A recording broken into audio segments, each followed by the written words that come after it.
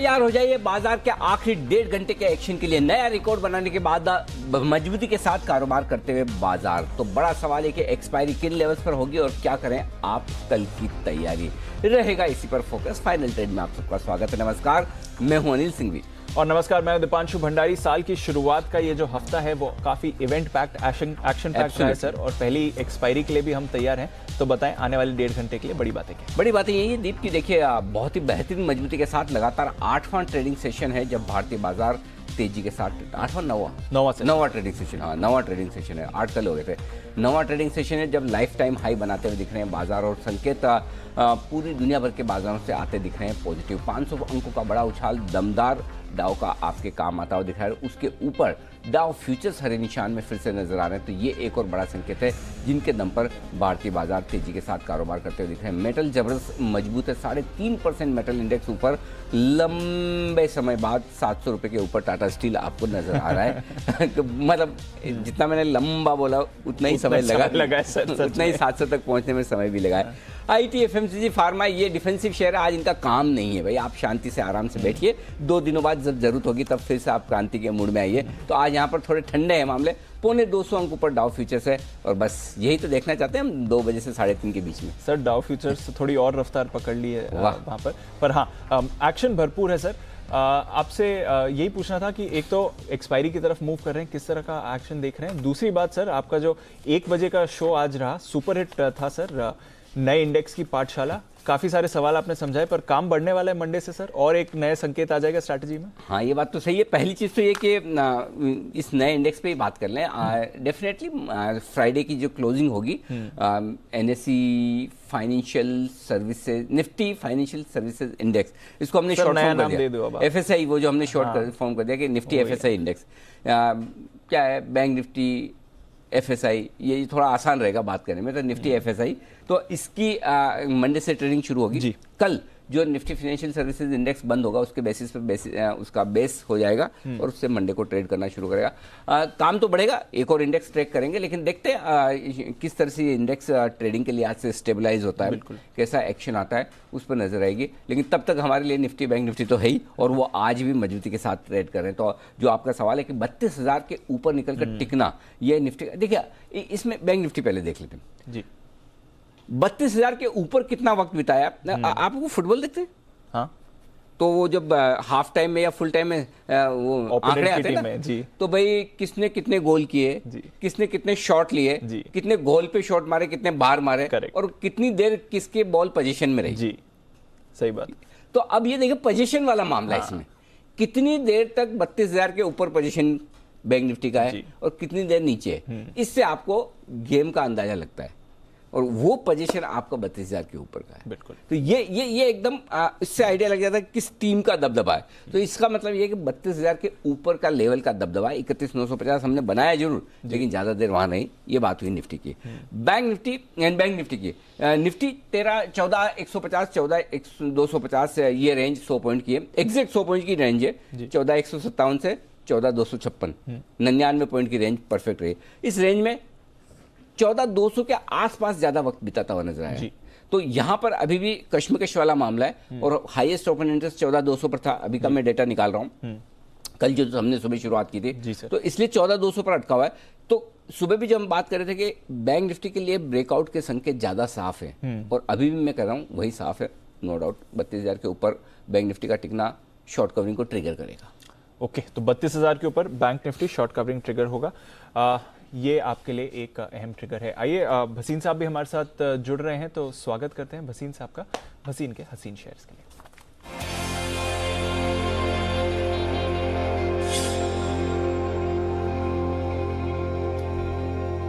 स्वागत है भसीन साहब आपका। बताएं सर, सबसे पहले तो मार्केट आउटलुक, एक्सपायरी किन लेवल्स के आसपास आप देख रहे हैं, अगर कोई अंदाजा देना चाहें तो, और साथ ही आपके अपडेट्स भी सर।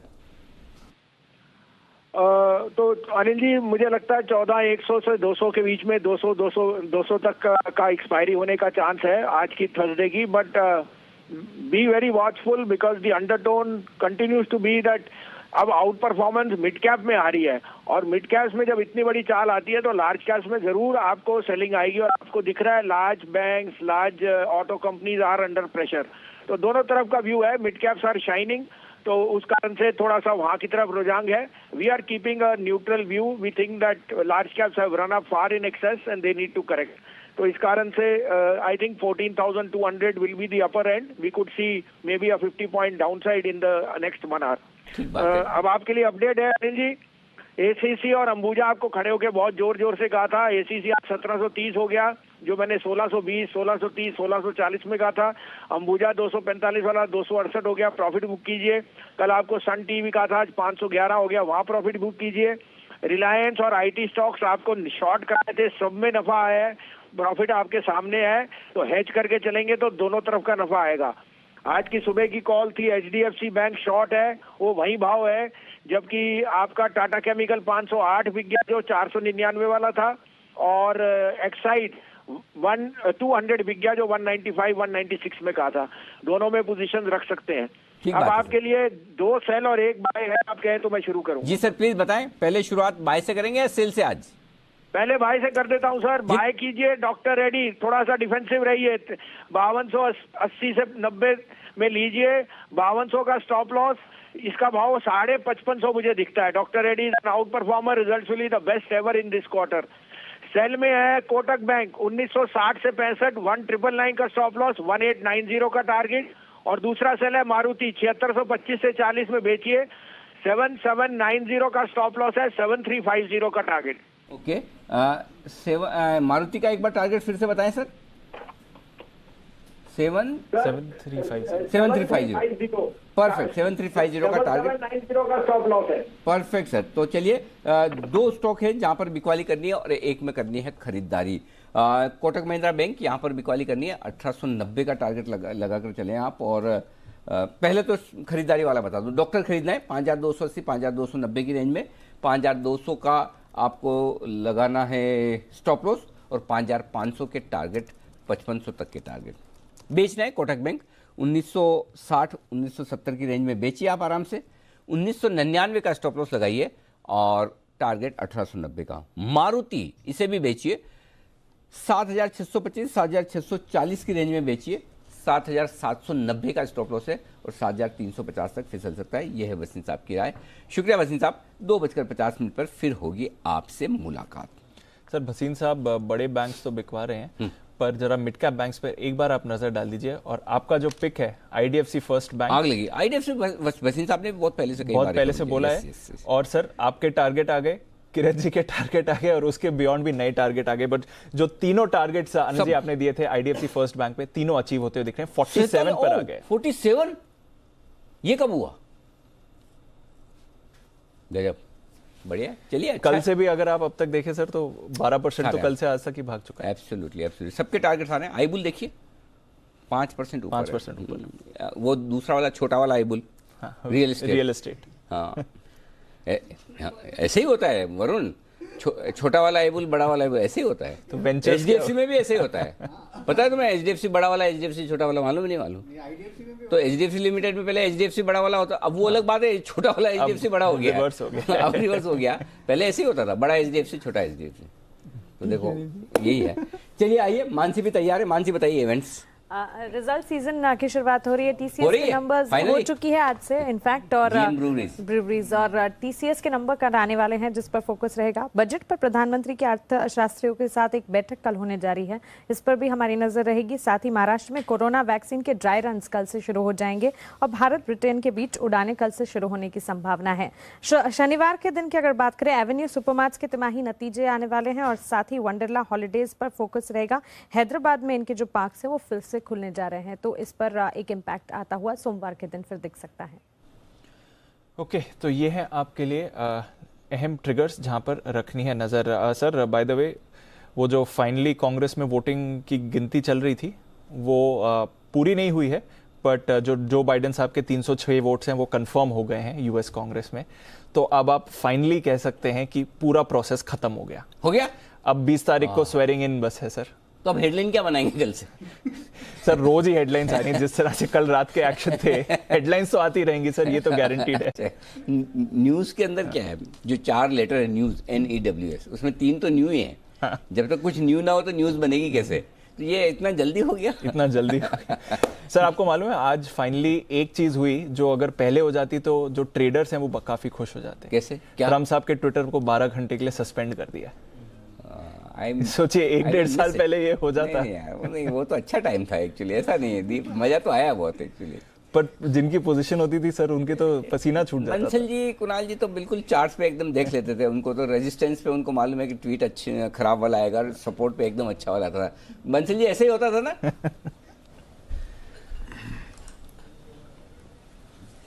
देखिए अनिल जी, आप ना सामने वाले को फंसा रहे हैं। अनिल जी, ये फाइंडिंग प्योरली आपकी है और आपने 2-3 बार हाईलाइट भी किया था कि ट्रम्प जी जो है रेजिस्टेंस के पास उनका नेगेटिव ट्वीट आता है और सपोर्ट के पास एकदम पॉजिटिव ट्वीट आता है। तो अनिल जी ये फाइंडिंग तो प्योरली आपकी है। उसके बाद मैंने और कुणाल जी ने इस पर गहरा शोध किया था और पूरी स्टडी करी थी, तो बिल्कुल आपकी स्टडी को अनिल जी परफेक्ट पाया हम लोगों ने। कोई न कोई है ना आपके जैसे एक बढ़िया टेक्निकल एक्सपर्ट रखा हुआ है उन्होंने, और वो बता देता है कि भाई कब ट्वीट करना है, कैसा ट्वीट करना है, और उस हिसाब से फिर ट्वीट आ जाता है। तो चलिए, इस बीच ट्वीट के साथ साथ बहुत कुछ आने को तैयार है, और उसके लिए बैक टू बैक 2 बिगुल है। पहला वागले साहब के लिए और उसके बाद सुमित जी के लिए।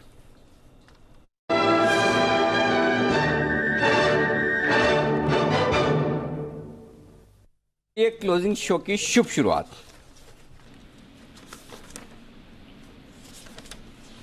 आफ्टरनून अनिल जी, मुझे बाय करना है सन टीवी, जिसने 510 का एक स्ट्रॉन्ग रेजिस्टेंस क्लियर किया है। अभी 515, 516 है। यहाँ से लेकर 512, 513 तक बाय करे। 509 का स्टॉप लॉस होना चाहिए। 5, 5.5, 6 रुपए की रिस्क होगी। मेरा 531, 531 का टारगेट होगा। मुझे लगता है आज नहीं तो कल सुबह में आना चाहिए। ओके, तो सन टीवी यहां पर करके चलें खरीदारी। ये है वागले साहब को पसंद। एक बिगुल अब सुमित जी के लिए, सुमित के सुपरहिट।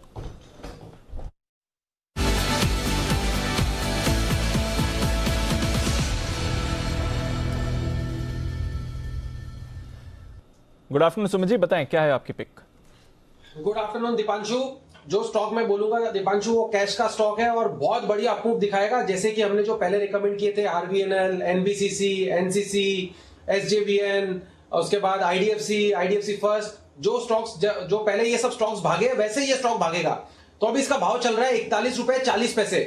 दीपांशु, इसका भाव चल रहा है 41 रुपए 40 पैसे और स्टॉक का नाम है उज्जीवन स्मॉल फाइनेंस बैंक, जिसका सिंबल है उज्जीवन SFB। इस स्टॉक के अंदर अभी का अभी खरीदारी करें। ये स्टॉक मेरे को लग रहा है बहुत बड़ा अपसाइड मूव दिखाने को तैयार है। जैसे पहले हमने स्टॉक्स रिकमेंड किए थे जो भागे थे, वैसे का वैसे ये स्टॉक भागेगा। नीचे के अंदर 39 रुपीज का इसके अंदर स्टॉप लॉस लगा है। उज्जीवन स्मॉल फाइनेंस बैंक में जो आज वॉल्यूम्स देखने को मिल रहा है, जिस तरह का आज प्राइस एक्शन और जो कैंडल फॉर्म हो रही है, उसको देखते हुए मेरे को लगता है कि ये स्टॉक यहां से 10 से 15% का मूव मिनिमम दिखाएगा। उससे बड़ा मूव भी देखने को मिल सकता है। स्टॉक के अंदर सबसे बढ़िया बात, स्टॉक मार्च 2020 के हायर लेवल्स पे आ चुका है। स्टॉक यहां से ऊपर में 44 से 45 रुपए का इमीडिएट टारगेट बनाएगा और ये लेवल टूटेंगे और उसके बाद 48 से 50 रुपए तक का level Ujjivan small finance bank के अंदर देखने को मिलेगा। तो ये स्टॉक को चूकना नहीं है, खरीदारी करनी है। रिस्क रिवॉर्ड रेशियो बहुत बढ़िया बैठ रहा है। 39 के स्टॉप लॉस से खरीदारी करें। 45 रुपए के आसपास का पहला टारगेट, 48 से 50 का दूसरा टारगेट। जल्दी ही ये levels Ujjivan small finance bank के अंदर देखने को मिलेंगे। बिल्कुल, तो फाइनेंशियल्स में बनी हुई है जबरदस्त तेजी। इसका फायदा उठाएं। मिड कैप स्टॉक्स में है भरपूर action. Ujjivan small finance bank, नजर रखें इस पर और कौन से स्टॉक्स हैं जहां पर आपको रखनी है नजर? खबरों के दम पर किधर है एक्शन, जानते हैं वरुण के साथ। गुड आफ्टरनून वरुण, बताएं। गुड आफ्टरनून दीप। देखिए, सबसे पहले तो जीएसएफसी, जो हमने आपको सुबह सुबह एक्सक्लूसिव खबर दी कि मेलामाइन की जो इंपोर्ट है उस पर जो ड्यूटी है उसको 28 फरवरी तक बढ़ा दिया गया है। और जीएसएफसी ने दरअसल इसकी शिकायत की थी कि जो चीन से जो मेलामाइन आ रहा है उसके ऊपर ड्यूटी बढ़ाई जाए, और ये कर दिया गया, तो इसके लिए अच्छी खबर है। स्पाइस जेट और इंटरग्लोब एविएशन कंपनीज के लिए खबर आई है ये कि जो कोविड की वैक्सीन है उसका ट्रांसपोर्टेशन जो है अब वो जल्द शुरू हो जाएगा। और जो पैसेंजर एयरक्राफ्ट है वो दरअसल इसका ट्रांसपोर्टेशन जो है वो कर पाएंगे। पुणे जो है उसको हब बनाया गया है उस पूरे डिस्ट्रीब्यूशन के लिए, और इसके चलते स्पाइस जेट को बड़ा फायदा होगा, तो उस पर आपको नज़र रखनी है। JSW स्टील Q3 का जो क्रूड का उत्पादन है उसमें 6% की बढ़ोतरी हुई है। डॉक्टर रेड्डीज एक इंजेक्शन के लिए इनको US FDA से मंजूरी मिली है। गोल्डियम इंटरनेशनल, रमेश दमानी ने इसमें अपना हिस्सा बढ़ाया है, 1.35% से बढ़ा के 1.57% किया है पिछले क्वार्टर में। L&T हाइड्रोकार्बन्स को ONGC से 2.5 से 5 हज़ार करोड़ के ऑर्डर्स मिले हैं। महिंद्रा लाइफ, इन्होंने एक EDEL ईडल सर्विस जो है उसको लॉन्च किया है। दरअसल ये electric last mile delivery service है जो 6 शहरों में इन्होंने लॉन्च किया, 6 शहरों में मिलेगी। ABB इंडिया यहाँ पे इलेक्ट्रिकल रिटेल मार्केट के लिए इन्होंने एक सर्किट ब्रेकर जो है, एक नया प्रोडक्ट जो है उसको कहीं ना कहीं लॉन्च किया है। GM बेवरेज Q3 में बियर काफ़ी बिकी है क्योंकि इस कंपनी के नतीजे काफ़ी अच्छे आए हैं। कंपनी का जो मार्जिन है 17% से बढ़ के 25%, मुनाफा जो है 14 करोड़ से बढ़ के 21 करोड़ पे आया है।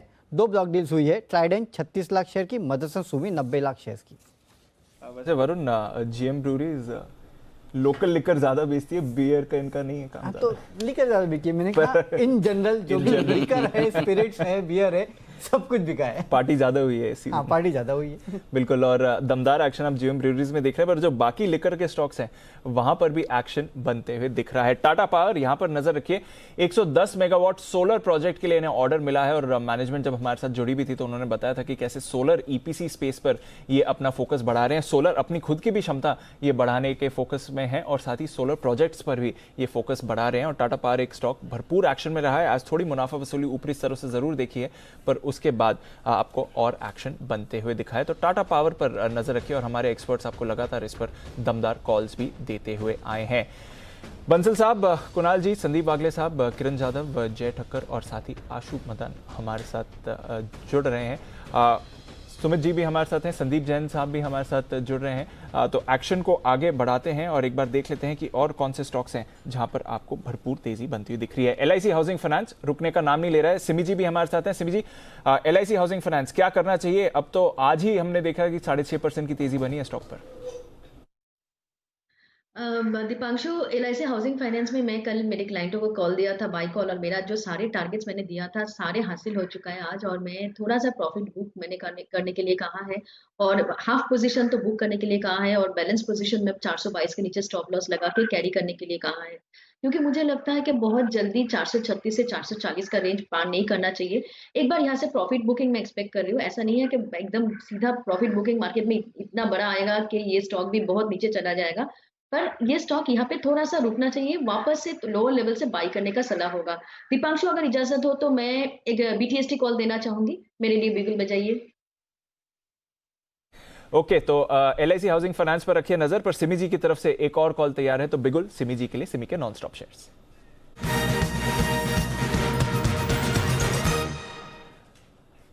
बताएं सिमी जी। दीपांशु, सुबह सुबह IDFC फर्स्ट बैंक को देके अभी तो मैं एक बैंकिंग स्टॉक ही देने जा रही हूँ, जिसमें कॉल्स तो पुराना है। मैं जो भी नाम लूंगी वो कोई ना कोई तो कॉल शायद दे ही चुके हैं।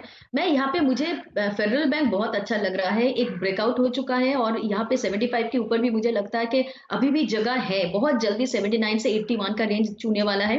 अभी 75 के आसपास खरीदारी करने का सलाह होगा। 73 के नीचे स्टॉक मेंटेन करने के लिए कहेंगे।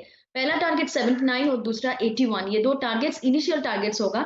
अगर 89 के ऊपर जाके फेडरल बैंक सस्टेन करता है, आज ऐसा बड़ा मूवमेंट आएगा ऐसा एक्सपेक्ट भी मैं नहीं कर रही हूँ, पर पोजिशनली होल्ड करना पड़ेगा। 81 के ऊपर अगर सस्टेन करेगा तो 84 से 86 नेक्स्ट रेंज हो जाएगा इसके लिए। तो फेडरल बैंक मेरे ख्याल से करंट लेवल पर खरीदना चाहिए। करंट लेवल पर खरीदारी करने की राय 73 के स्टॉप लॉस के साथ सबने रिकमेंड किया। सुमित जी, चिंता मत कीजिए, आप जो बोले किसी ने तो किया ही होगा, पक्का मैंने किया हुआ है, सुमित जी ने किया हुआ है, कुणाली राकेश जी ने भी किया ही होगा। तो 60 के लेवल से कर हाँ, काफी लेवल से। ये तो मेरा बर्थडे वाला पिक, बर्थडे 2 जून का, उस समय तो 42-43 रुपए चलता था मेरे ख्याल से। हाँ सर, लगभग 42-45 कुछ ऐसे ही कुछ रहा होगा बराबर। तो चलिए, ये है आपके लिए एक बेहतरीन पिक, ओके, जो सिमी जी की तरफ से आती हुई दिख रही है। जैन साहब के जेम्स भी आज बड़े कमाल करते हुए दिख रहे हैं। सारे के सारे स्टॉक्स जबरदस्त एक्शन में हैं और वहाँ पर भी बढ़िया तेजी होती दिख रही है। एक और स्टॉक है जिस पर राय ली जाए, जमुना ऑटो 8% मजबूत है। ये भी सुमित जी आपकी पसंद का शेयर रहा है, 8% ऊपर 65 के आसपास लेवल्स बताइए। अनिल जी, बहुत बार बाय दिया जमुना ऑटो में, जब से इसने 200 DMA लेवल तोड़ा है 35-38 रुपए के लेवल के आसपास से, तब से बाय दे रहे हैं और अब ये स्टॉक और तेजी दिखाने को तैयार है। आज इसने पिछले 6 से 7 दिनों के कंसोलिडेशन का ब्रेकआउट दिखाया है। स्टॉक यहां से 70 रुपए तक का इमीडिएट टारगेट दिखाएगा और वो लेवल भी तोड़ेगा। और 75 रुपए तक का मूव जल्दी ही जमुना ऑटो के अंदर देखने को मिलेगा। जिन्होंने भी बाय करके रखा है आराम से होल्ड करे, ट्रेलिंग स्टॉप लॉस लगाए स्टॉक के अंदर, जो कि करीब करीब बनेगा 60-61 रुपए के आसपास। ऊपर में 70 से 75 रुपए तक का मूव जमुना ऑटो में देखने को मिल सकता है। बिल्कुल, तो ये है आपके लिए जमुना ऑटो। नजर रखिए, जबरदस्त तेजी में ये स्टॉक आ रहा है। आईडीएफसी फर्स्ट बैंक के बारे में हमने बात करी, पर आईडीएफसी लिमिटेड इसको भी नहीं इग्नोर कर सकते हैं। जरा इस पर भी नजर डालें। 15% का उछाल आईडीएफसी लिमिटेड दिखा रहा है। श्रीकांत जी स्वागत है सर। जरा आईडीएफसी लिमिटेड की चार्ट देखकर बताइए। आईडीएफसी फर्स्ट बैंक में तो भरपूर एक्शन है, आईडीएफसी लिमिटेड 16% की तेजी है, क्या सर्किट की तरफ जा रहा है? Good afternoon Deepanshu. देखिए, वैसे आज के वॉल्यूम्स इसमें काफ़ी गजब के हैं और वेरी क्लियरली जैसे आईडीएफसी फर्स्ट बैंक में हमने तेज़ी देखी है तो इसमें भी उसके पीछे तेज़ी बनी है, लेकिन साथ ही साथ इसके कंसोलिडेशन फॉर्मेशन भी हमें समझ में आ रहे हैं। तो उसके बाद का ये ब्रेकआउट है, तो ये एक फ्लैग सा ब्रेकआउट है और उसके बाद के जो नेक्स्ट लेवल्स है वो तकरीबन आ रहे हैं 48 से लेकर 49 के।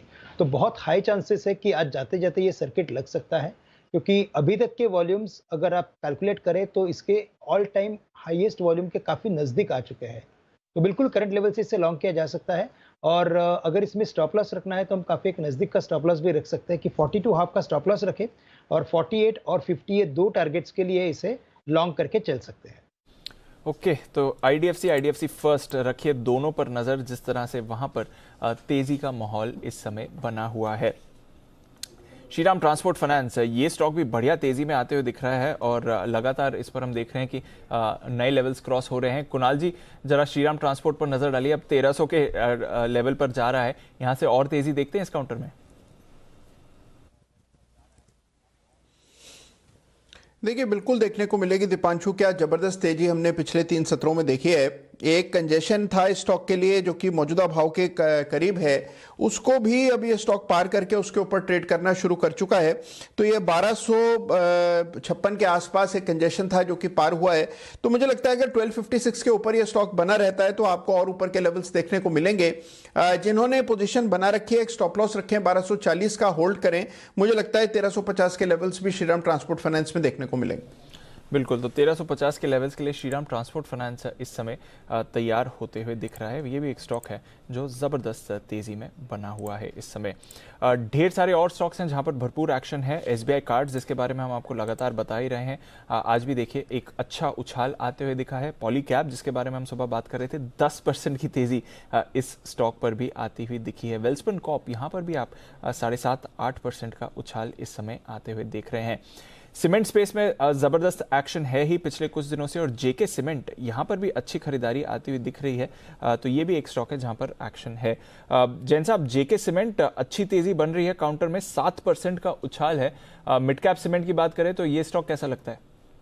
नहीं, फैंटास्टिक स्टॉक है और जेके सीमेंट में एक जबरदस्त चेंज है। और ओवरऑल मैंने जो सबसे बढ़िया चीज देखी, उनके जो प्रोडक्ट्स है व्हाइट सीमेंट और ये सब बहुत पॉपुलर है और सारे ही मिड कैप सीमेंट स्पेस में आग लगी हुई है। आप देखिए कितने स्टॉक्स तो मैंने ही रेकमेंड कर दिए। डेक्कन सीमेंट है या अंजनी पोर्टलैंड है या आपके स्टार्ट सीमेंट तो स्टार्ट निकला ही है, और भी चलेंगे मुझे ऐसा लगता है। और जेके सीमेंट, जेके लक्ष्मी, ये दोनों ही बढ़िया लगते हैं। बट यस, अब मुझे ऐसा लगता है कि डिक्लाइंस पे ही खरीदना चाहिए। अगर मिस हो गया कोई दिक्कत नहीं है, अब हमें वेट करना चाहिए, थोड़ा डिक्लाइंस पे लेने की कोशिश करें, बिकॉज बहुत बड़ा एक रन अप आ चुका हर स्टॉक्स में। सो रिस्क रिवॉर्ड रेशियोज को हमेशा देखिए, मार्केट्स भी अपने हाईज पे है।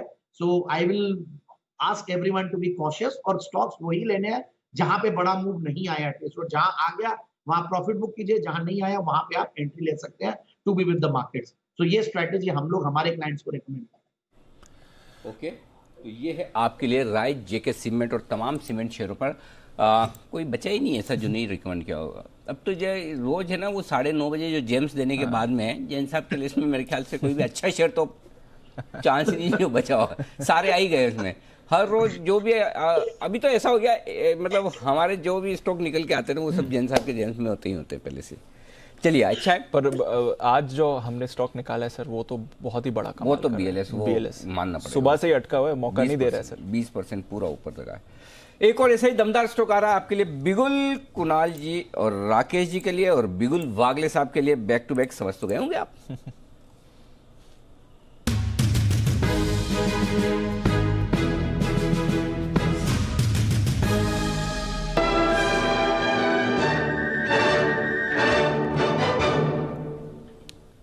उसके साथ एक काम करो दी।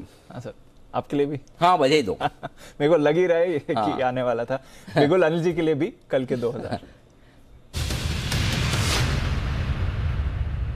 अच्छा, सिमी जी भी हाथ दिखा रही है, पता नहीं उनके भी यही। सिमी जी, आपका स्टॉक सेम होगा तो आपका बिल्कुल आएगा, आपका स्टॉक क्या है पता नहीं है, तो हमारा तो सेम है। तो सबसे पहले वागले साहब ने सबसे पहले फास्टेस्ट फिंगर फर्स्ट में आगे निकले। वागले साहब बताइए।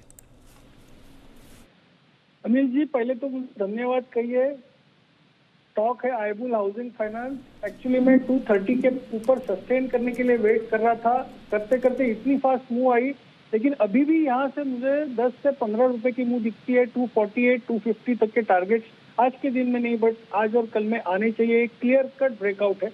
अभी 235, 236 है, 233 तक ऐड करे। 230 के नीचे का स्टॉप लॉस होगा, थोड़ा लंबा है लेकिन पोजिशनल मूव है। मुझे लगता है कि इसमें आपको क्लियरली एक 5 से 7% से 8% की मूव यहाँ से भी आनी चाहिए।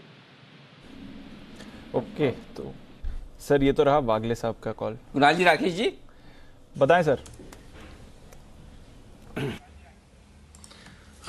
अनिल जी, हमारा भी स्टॉक इंडिया बुल हाउसिंग है और अनिल जी पहले भी हमने बोला था ये स्टॉक 250 रुपए के लेवल को क्रॉस करेगा, कंटिन्यूसली रिकमेंड करते आ रहे हैं। सबसे पहले आपने रिकमेंड किया था और उसके बाद हमने इसको स्पेशल पिक के तौर पे भी लिया था। बड़ा रिवर्सल है, 250 रुपए पार करेगा स्टॉक जल्दी। ओवर टू कुणाल जी।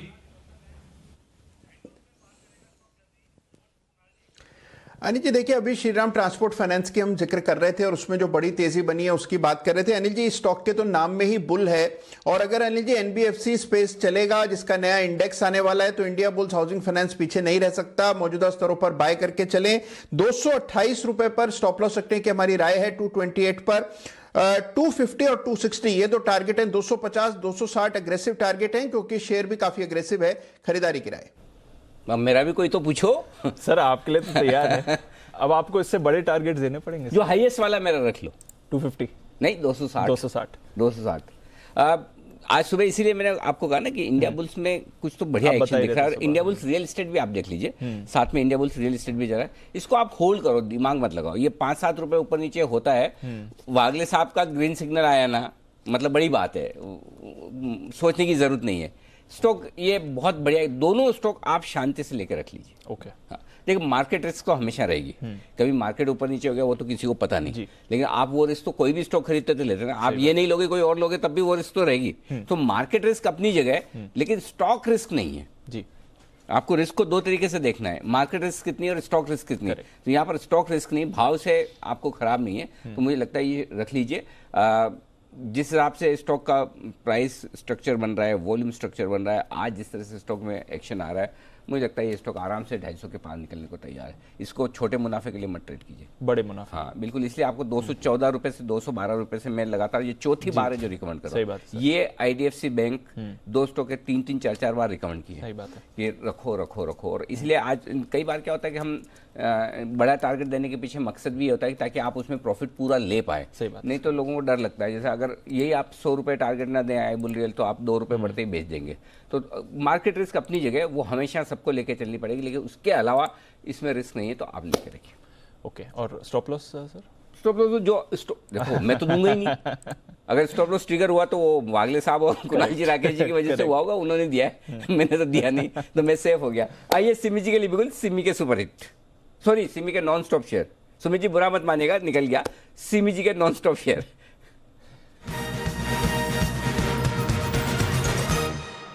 वो क्या, सिमी जी और सुमित जी एकदम मतलब मिलता जुलता शब्द है ना, इसलिए मैं सुपर हिट बोल गया। सिमी जी बताइए। भी हैं सर, है? श्रीकांत जी भी हैं। हाँ श्रीकांत जी भी है, बताए सिमी जी।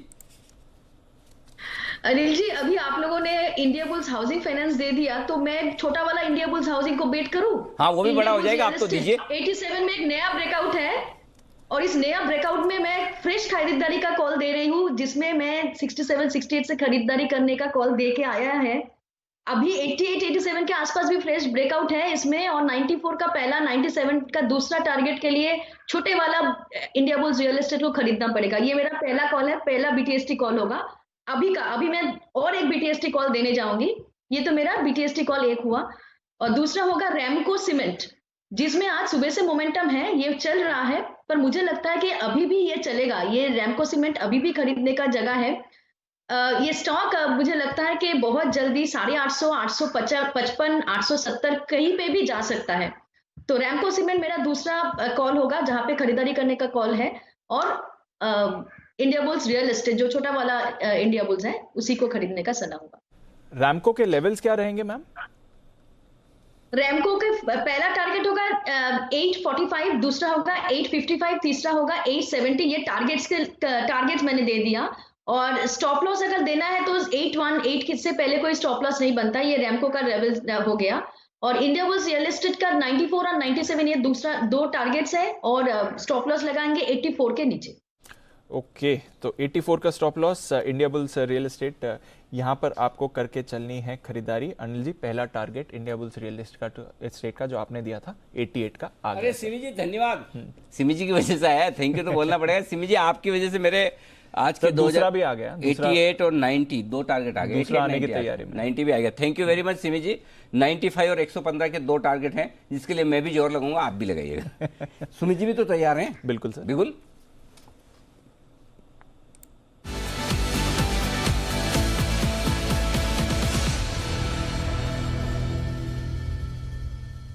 बताएं सुमित जी। अनिल जी, जब आपके मुंह से सुपर हिट निकला है तो फिर एक कॉल तो देना बनता ही है। और अनिल जी, थोड़ी देर पहले उज्जीवन स्मॉल फाइनेंस बैंक दिया था, स्टॉक का हाई लगा है 44 रुपए 60 पैसे और अभी चल रहा है 44 रुपए। 11 से 12% का अपसाइड मूव 15 मिनट में देखने को मिला है। तो ये तो अनिल जी अपडेट था। अब जो बिगुल बजा है उसके लिए नया कॉल। स्टॉक का भाव चल रहा है अनिल जी 39 रुपीज 60 पैसा, 39 रुपीज 60 पैसा। इसी सेगमेंट का शेयर है। स्टॉक का नाम है Equitas small finance bank, Equitas small finance bank. अब ये स्टॉक भागने को तैयार है अनिल जी। स्टॉक यहां से एक अच्छा अपसाइड मूव दिखाएगा। 37.5 रुपए का इसके अंदर स्टॉप लॉस लगाना है, 37 रुपए 50 पैसे का। और ये स्टॉक के अंदर भी उज्जीवन स्मॉल फाइनेंस बैंक की तरह ही मूव देखने को मिलेगा। और ऐसा लग रहा है कि इक्विटास स्मॉल फाइनेंस बैंक अब यहां से एक अच्छा अपसाइड मूव दिखाने को तैयार है, जिसके अंदर इमीडिएट स्टॉक के ऊपर में टारगेट बनेंगे 44 रुपए के। 44 रुपीज का लेवल अगर ये ब्रेक करता है और क्लोजिंग देता है तो फिर ये 47 से 48 रुपए तक का मूव दिखाएगा। तो इक्विटास स्मॉल फाइनेंस बैंक के अंदर खरीदारी करें, 37, 50, 38 के आसपास का स्टॉप लॉस लगाएं। 44, 44, 50 का इमीडिएट टारगेट होगा, वो लेवल टूटते हैं और उसके ऊपर क्लोजिंग देखने को मिलती है तो 48 रुपए तक का मूव इसी रैली में स्टॉक के अंदर देखने को मिल सकता है। ओके, तो एक एक करके फाइनेंशियल्स में आ रही है तेजी। 11% का उछाल इक्विटास स्मॉल फाइनेंस बैंक में आपको इस समय आते हुए दिख रहा है। एक बिगुल अब श्रीकांत जी के लिए, उनकी BTSTT के लिए।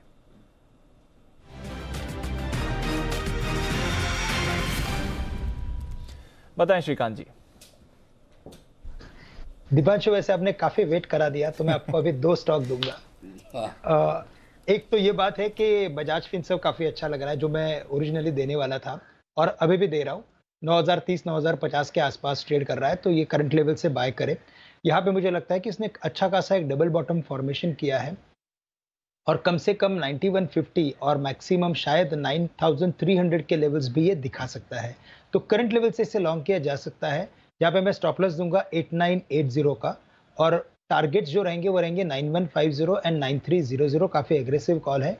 और साथ ही साथ जैसे भी आपने काफ़ी सारे स्टॉक्स में बात की कि इंडिया बुल हाउसिंग फाइनेंस चल रहा है, या तो उज्जीवन चल रहा है, या तो इंडिया बुल रियल एस्टेट चल रहा है, मुझे लगता है कि इन सभी सेक्टर में यानी कि इनसे जितने भी रिलेटेड कनेक्टेड जो भी सेक्टर है, इन सब में तेजी बन रही है। और अगर पिरामिड एंटरप्राइजेस अगर ना चले तो वो पॉसिबल नहीं है। इनफैक्ट अगर आप दीपांशु, इसके चार्ट काफ़ी सरप्राइजिंग है, और इसके लिए क्योंकि जुलाई से लेकर अभी तक ये स्टॉक अपने एक रेंज के अंदर रहा है और अभी एक अच्छे खासे ब्रेकआउट के साथ वापस उस पर्टिकुलर रेंज को क्रॉस करने की शायद मुझे लगता है कि कोशिश कर रहा है। तो करंट लेवल से पिरामिड एंटरप्राइजेस को भी बाय करें। 1480 के करीब ट्रेड कर रहा है। यहाँ पे टारगेट समझ में आ रहे हैं वो है 1600 और 1650 के। तो ये करंट लेवल से पिरामिड एंटरप्राइजेस को बाय किया जा सकता है। हम स्टॉप लॉस रखेंगे 1440 रुपए का, और टारगेट्स जैसे मैंने अभी जिक्र किया 1600 से लेकर 1650 का। ओके, 1650 के टारगेट के लिए आपको पिरामल एंटरप्राइजेज में करनी है खरीदारी। क्या जबरदस्त एक्शन आता हुआ दिखा है पिरामल एंटरप्राइजेज में आज के सेशन में, ये कमाल करता हुआ एक और स्टॉक आपके लिए। आइए बढ़ते आगे, और हमारे साथ कार्यक्रम में शामिल हो रहे हैं अब सेठी साहब। वक्त है उनकी बेहतरीन शॉर्ट टर्म पिक्स लेने का, और उसके बाद 2:30 बजे की स्ट्रेटेजी।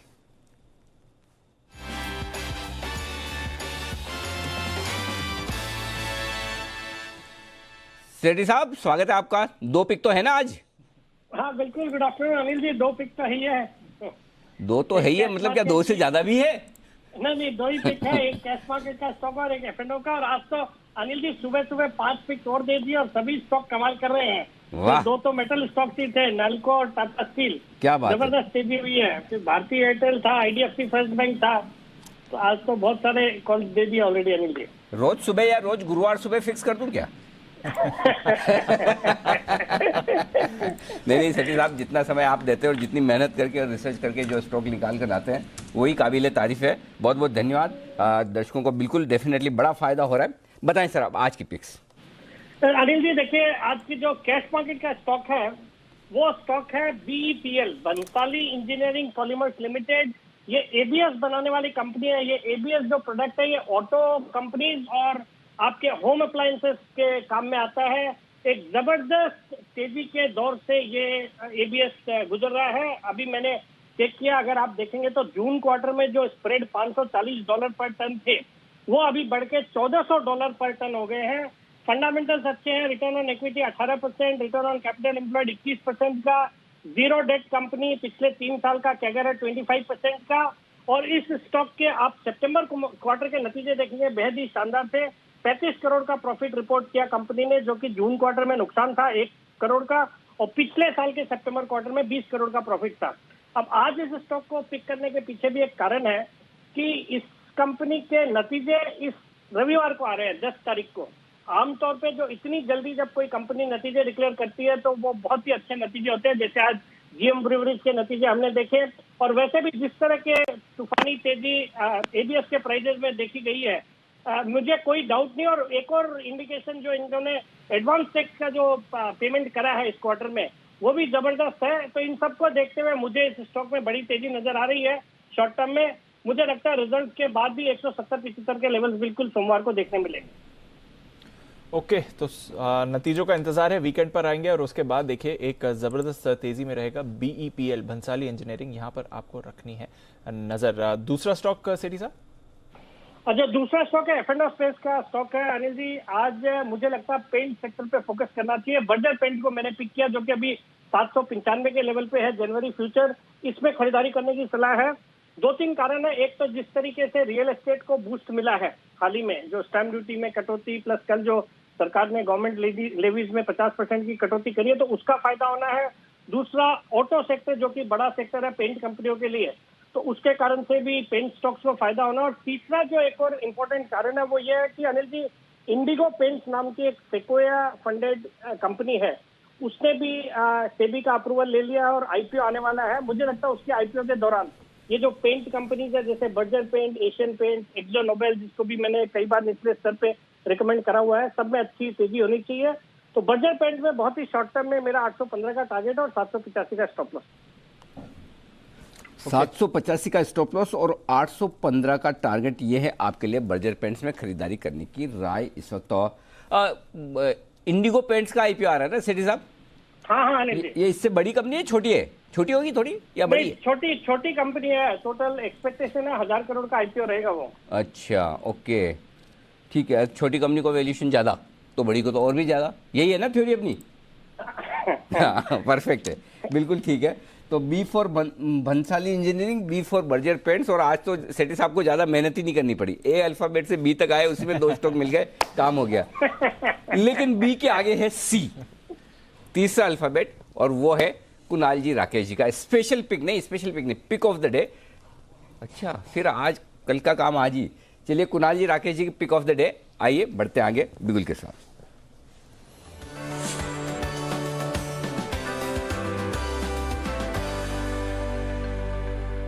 बताएं सर।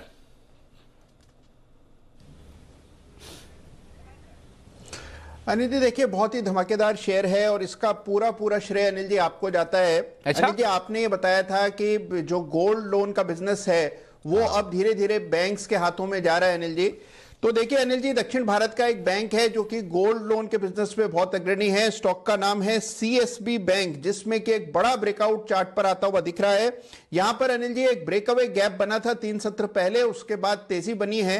तो आज इसने एक रेजिस्टेंस को तोड़ा है। मौजूदा स्तरों पर CSB बैंक पर खरीदारी की राय है। Over to Rakesh ji. अनिल जी बढ़िया टेक्निकल रुझान है, और ये चीज तो अब अनिल जी जब आपने बोला था तब लोगों को मालूम नहीं था कि गोल्ड लोन में यहाँ पे क्या ग्रोथ आ रही है। काफी ग्रोथ आई है, टेक्निकली एक ब्रेकआउट है, 230 230 का स्टॉप लॉस है, 245 पहला टारगेट, 250 दूसरा टारगेट, और सीएसबी बैंक पे खरीदारी की राय। ओके, सीएसबी बैंक यहां पर करें खरीदारी, ये है राय आपके लिए कुणाल जी राकेश जी की तरफ से। एक और बेहतरीन पिक आने के लिए तैयार है। मेरे टाइम ही नहीं मिल रहा है स्ट्रेटेजी का, 2:30 बजे का, 2:30 बजे वाली 2:45 हो गई, जल्दी से बिल्कुल। लेकिन क्या है कि स्ट्रेटेजी से ज्यादा जरूरी है कि आपके लिए बाय और कॉल्स के बेहतरीन कॉल्स आए, और लाइफ लाइन यूज कर रहे हैं हमारे विश्वेश जी फोन फ्रेंड के साथ, तो करते हैं उनको कनेक्ट। विश्वेश का विशेष।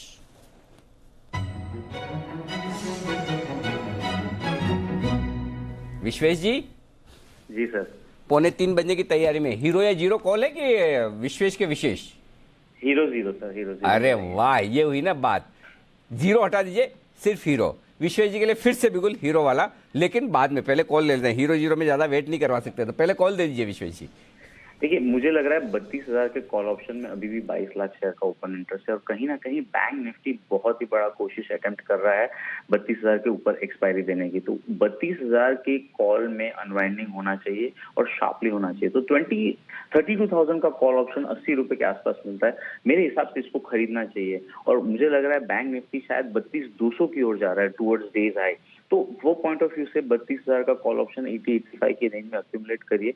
अगर आपको स्टॉप लॉस रखना है तो 20 रुपए के आसपास का रखिए। अदरवाइज मुझे लग रहा है ये स्टॉक, ये जो मोमेंटम है, ये मोमेंटम में बैंक निफ्टी फिर से 32,240 32,280 की ओर जाएगा। तो आने वाले 45 मिनट्स में हम लोग 150 से 200 पॉइंट का बैंक निफ्टी में शार्प मूवमेंट एक्सपेक्ट कर सकते हैं। अभी जस्ट HDFC बैंक नीचे आया, उसकी वजह से नीचे आया है। अदरवाइज मुझे लग रहा है बैंक निफ्टी में बहुत स्ट्रेंथ है from the current level to go high. Okay, तो बैंक निफ्टी में स्ट्रेंथ है, यहाँ से और बड़े लेवल्स आ सकते हैं। एक बार जरा टारगेट भी बता दें विश्वेश जी। वैसे तो हीरो जीरो है, पर क्या लेवल पर एग्जिट कर लेना चाहिए? देखिए, मुझे लग रहा है 80 के आसपास चल रहा है। 20 रुपीज का स्टॉप लॉस रखे, मतलब 60 पॉइंट का स्टॉप लॉस, और डबल का टारगेट 150 और 200, ये दो टारगेट के लिए 32,000 का बैंक निफ्टी का आज की एक्सपायरी का कॉल ऑप्शन खरीदने की राय होगी। ओके, तो 32,000 का कॉल खरीदिए बैंक निफ्टी, आज ही की एक्सपायरी, हीरो ये जीरो कॉल विश्वेश जी की तरफ से। शुक्रिया विश्वेश जी हमें ये स्ट्रैटेजी देने के लिए। पर चलिए अब चलते हैं अनिल जी के पास उनकी स्ट्रैटेजी के लिए।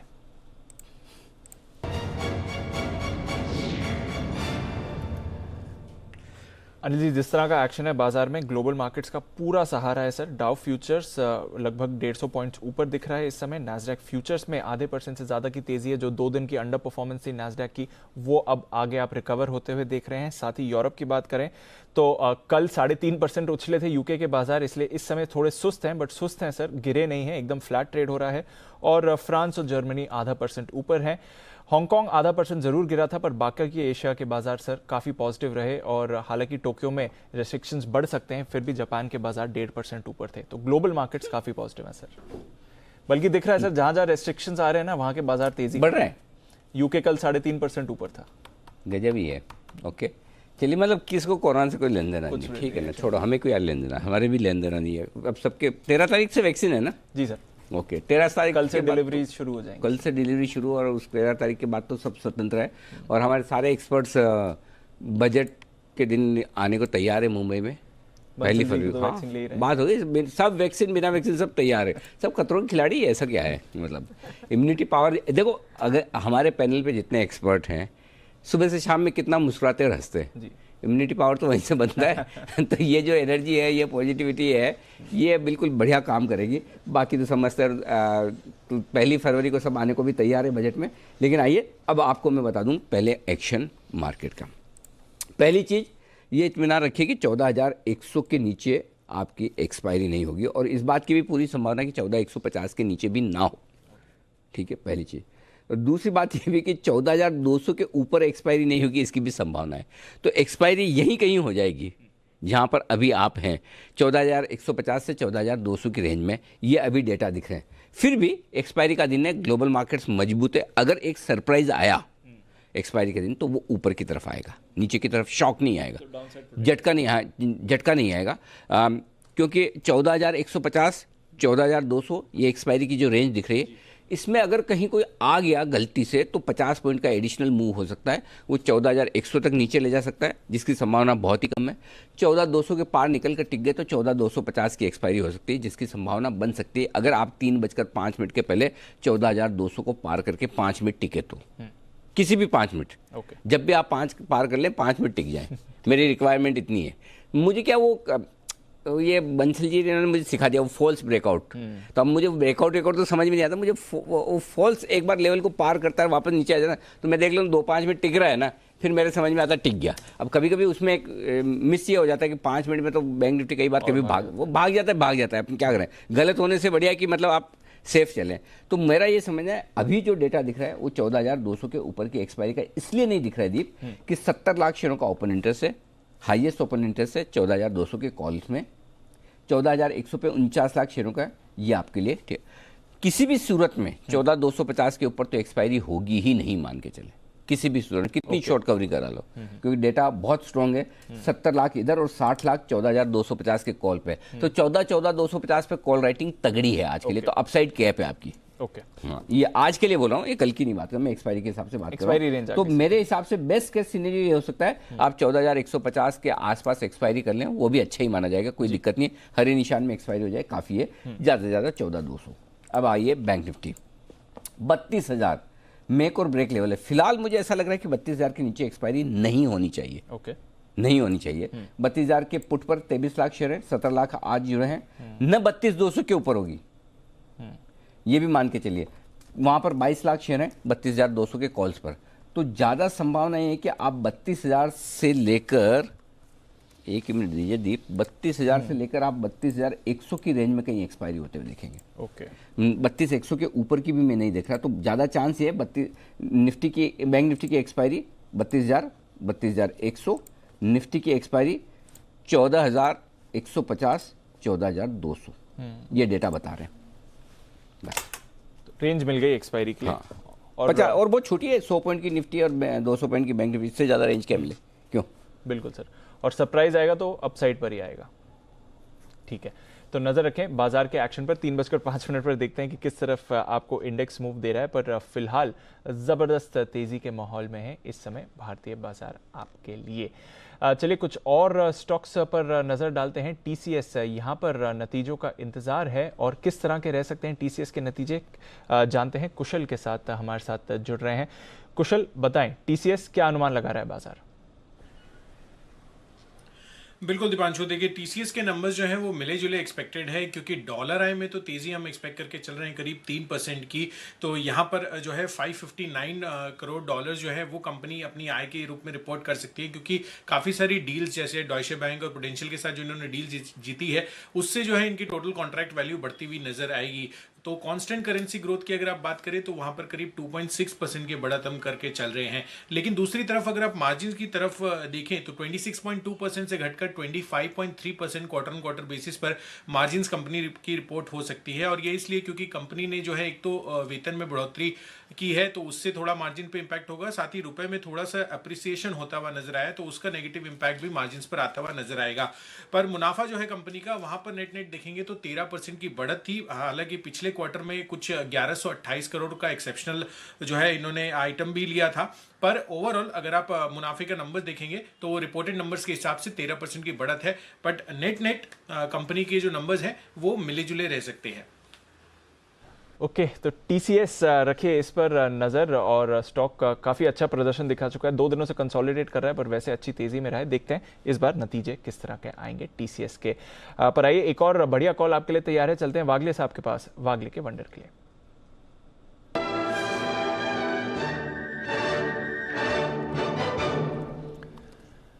बताएं वागले साहब। दीपांशु, मेरे लिए ब्रेकआउट है पीईएल में 1500 का एक इंपॉर्टेंट रेजिस्टेंस इसने अभी निकाला है। 1509.10 का करंट भाव है 1509, यहाँ पर बाय करे। 15 रुपए का स्टॉप लॉस होना चाहिए, 1494 1495 का। मेरा पहला टारगेट 1550 होगा, दूसरा टारगेट 1580, कल तक आ जाना चाहिए 1580 का। ओके, तो ये है आपके लिए पीईएल, पीरामल एंटरप्राइजेस पर खरीदारी की राय वागले साहब की तरफ से। थोड़ी देर पहले श्रीकांत जी ने भी इस पर आपको कॉल दी थी। पर स्वागत करते हैं फिर से भसीन साहब का उनके BTSTT कॉल के लिए।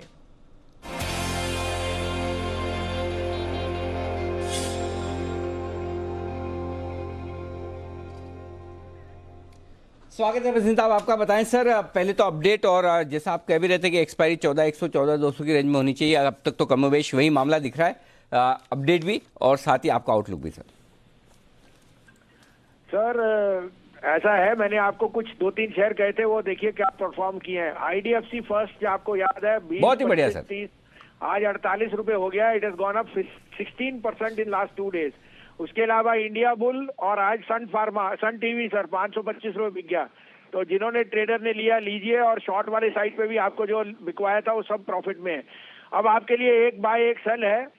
और मैं ये फिर दोहरा रहा हूँ कि मिड कैप्स में जो फ्रेंजी है वो थोड़ी सी पीकिंग के साइड बन रही है। So be watchful, sell the large cap, buy the mid cap, that's the pair.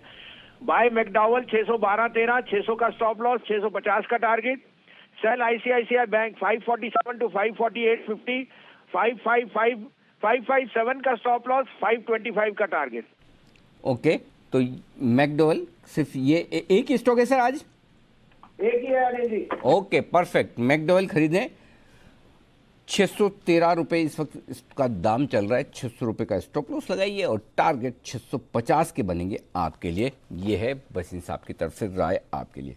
Sir ICICI bank भी बिकवा है भसीन साहब ने। ओ सॉरी ICICI बैंक भी तो है ना। ICICI बैंक शॉर्ट और लॉन्ग मैकडॉवेल, ये है भसीन साहब की तरफ से आपके लिए बेहतरीन। GM ब्रूरीज के बाद सर सारी लिकर स्टॉक्स में थोड़ा एक्शन आ गया है। हाँ, ये तो कम ही देखने को मिलता है कि कोई छोटी कंपनी के रिजल्ट से सारे बड़ी कंपनियां लीडर चल पड़े। वहीं से फिर एक्शन भी बढ़। इसका मतलब क्या निकालें? लेकिन इससे क्या मतलब निकलता है? अगर GM ब्रूरीज के रिजल्ट से मैकडॉवेल और यूनाइटेड ब्रूरीज ये सारे स्टॉक चलने चाहिए, क्या ये सही है, रीजनेबल है, ठीक है?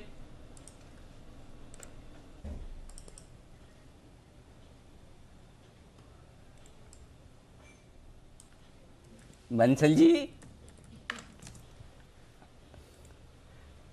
लगता है बंसल जी वो मेरी वाली नहीं अनिल जी बिल्कुल ठीक नहीं है अनिल जी, ये तो नाइंसाफी है। आप ये GM ब्रूवरीज के आप अगर जैसे दीपांशु की आपने बग्गा सर ने कामना करी थी कि न्यू ईयर की वो लें, मतलब कि ओथ लें कि शादी करेंगे इस साल, और उसमें वो GM ब्रूवरीज का प्रोडक्ट रख देंगे तो अनिल जी सब पिटाई करेंगे इनकी। वो यूनाइटेड स्पिरिट्स है, GM ब्रूवरीज है। चलिए बढ़िया है। बंसल जी ने इन सब बातों को सिरे से खारिज कर दिया, ऐसा कोई कोरिलेशन दूर दूर तक है नहीं।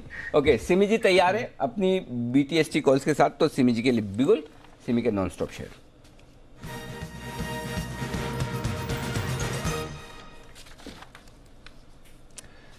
बताएं सिमी जी। अनिल जी, टेक्निकल ब्रेकआउट आया है मैकडॉवेल में, जो अभी भसीन साहब देके गया 610 के ऊपर। एक्चुअली सुबह से ये मेरा नजर में है और नजर में था, मेरे क्लाइंट को मैंने दे भी दिया था। 610 के ऊपर ब्रेकआउट आया है और इस ब्रेकआउट का मतलब ये है कि इसका नेक्स्ट टारगेट 626, दूसरा होगा 635 और तीसरा होगा 645। ये तीनों टारगेट्स के लिए मैकडॉवेल को खरीदने का सलाह होगा। 610 के आसपास मिल जाता है तो बेहतर होगा, पर अभी तो शायद मिलेगा नहीं। 600 के नीचे ही स्टॉप लॉस मेंटेन करने के लिए सलाह देंगे। 626, 635 एंड 645, ये तीनों टारगेट्स के लिए मैकडॉवेल को खरीदना पड़ेगा। ओके, तो रखिए नजर यूनाइटेड स्पिरिट्स पर, जिसके बारे में अभी हम चर्चा भी कर रहे थे। सिमी जी को भी कि ये स्टॉक पसंद आ रहा है। 645 के फाइनल टारगेट्स के लिए यहाँ पर आप खरीदारी करें, और भसीन साहब भी आपको कह रहे थे कि 650 तक ये स्टॉक आपको जाते हुए दिख सकता है। तेजी बन रही है इन सभी स्टॉक्स पर सबसे ज्यादा श्रीकांत जी भी। श्रीकांत जी, हाँ, BTST देना चाहते हैं। ये स्टॉक है, हम ये नहीं पता भाई। श्रीकांत जी जाने, श्रीकांत जी के लिए बिगुल।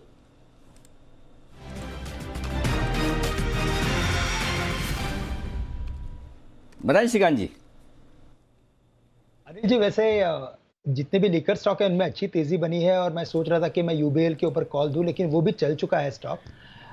नो डाउट कि अगर पूरे सेक्टर में अगर तेजी है, और ये मार्केट अगर ऐसा है कि जहां पे अगर आप देखें तो एक ब्रॉड बेस्ड तेजी चल रही है, तो जहां पे अगर एक सेक्टर में अगर तेजी देखी या एक स्टॉक में अगर तेजी देखी, तो पूरे बाकी के जितने भी बास्केट में होते हैं स्टॉक, उन सभी में हम एक अच्छी तेजी देख लेते हैं।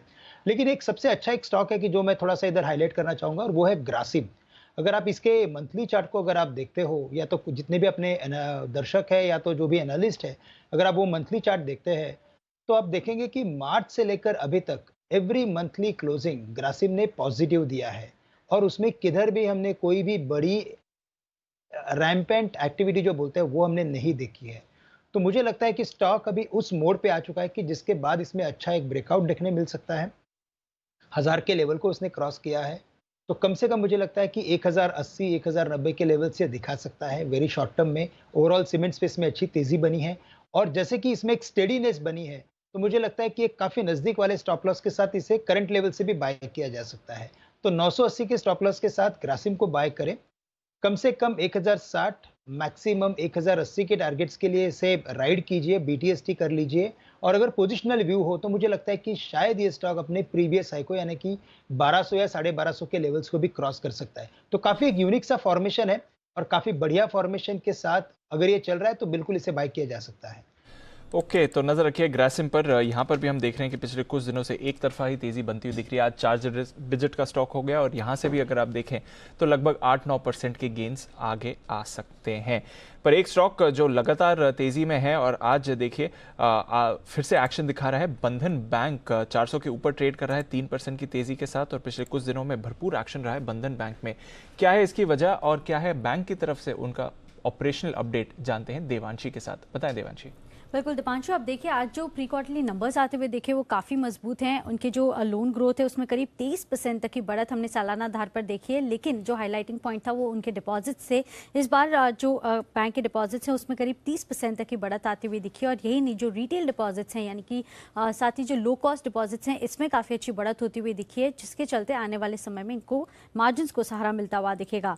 अगर आप देखें तो रिटेल डिपॉजिट्स में करीब 38% तक की बढ़त देखने मिली और यही नहीं, अगर आप कुल डिपॉजिट्स की बात करें तो उसमें से 81% के जो डिपॉजिट्स हैं वो रिटेल डिपॉजिट्स होते हुए दिख रहे हैं। तो इसके चलते हम देख रहे हैं ये एनालिस्ट जो हैं वो काफ़ी पॉजिटिव होते हुए दिख रहे थे और लो कॉस्ट डिपॉजिट से मार्जिन को भी सहारा मिलता हुआ दिखेगा। जो कासा रेशियो है वो भी 38% से बढ़कर 43% पर आते हुए दिखे हैं और यही नहीं, आज मैक्वारी की रिपोर्ट आती हुई दिखी है जहाँ पे वो अंडर परफॉर्मेंस की रेटिंग को बरकरार जरूर रख रहे हैं, 320 तक के लक्ष्य दे रहे हैं नीचे की तरफ, लेकिन उनका जो कंसर्न है वो यही है कि अब कलेक्शन डेटा किस तरह से आता हुआ दिख रहा है। अगर कलेक्शन एफिशिएंसी सुधरती है, क्योंकि असम और वेस्ट बंगाल में काफी रिस्क बनता हुआ दिख रहा है, तो पोल किस तरह से आते हैं और वहां पे माइक्रो फाइनेंस पॉलिसीज किस तरह से बनती है, यही रिस्क बनती हुई दिख रही है। लेकिन अगर आप ओवरऑल बिजनेस देखें तो काफी बेहतरीन है, लेकिन क्योंकि हम देख रहे हैं कि अगर पिछले एक साल में बंधन बैंक में करीब 1 से 1.5% तक की बढ़त आती हुई दिखी है रिस्क की वजह से या ओवरहैंग की वजह से, लेकिन अगर आप परफॉर्मेंस देखें, फंडामेंटल्स देखें तो काफी बेहतरीन होते हुए दिख रहे हैं। बिल्कुल, तो परफॉर्मेंस दमदार रही है बंधन बैंक की, एक्शन में भी है पिछले कुछ दिनों से स्टॉक और 400 के ऊपर भी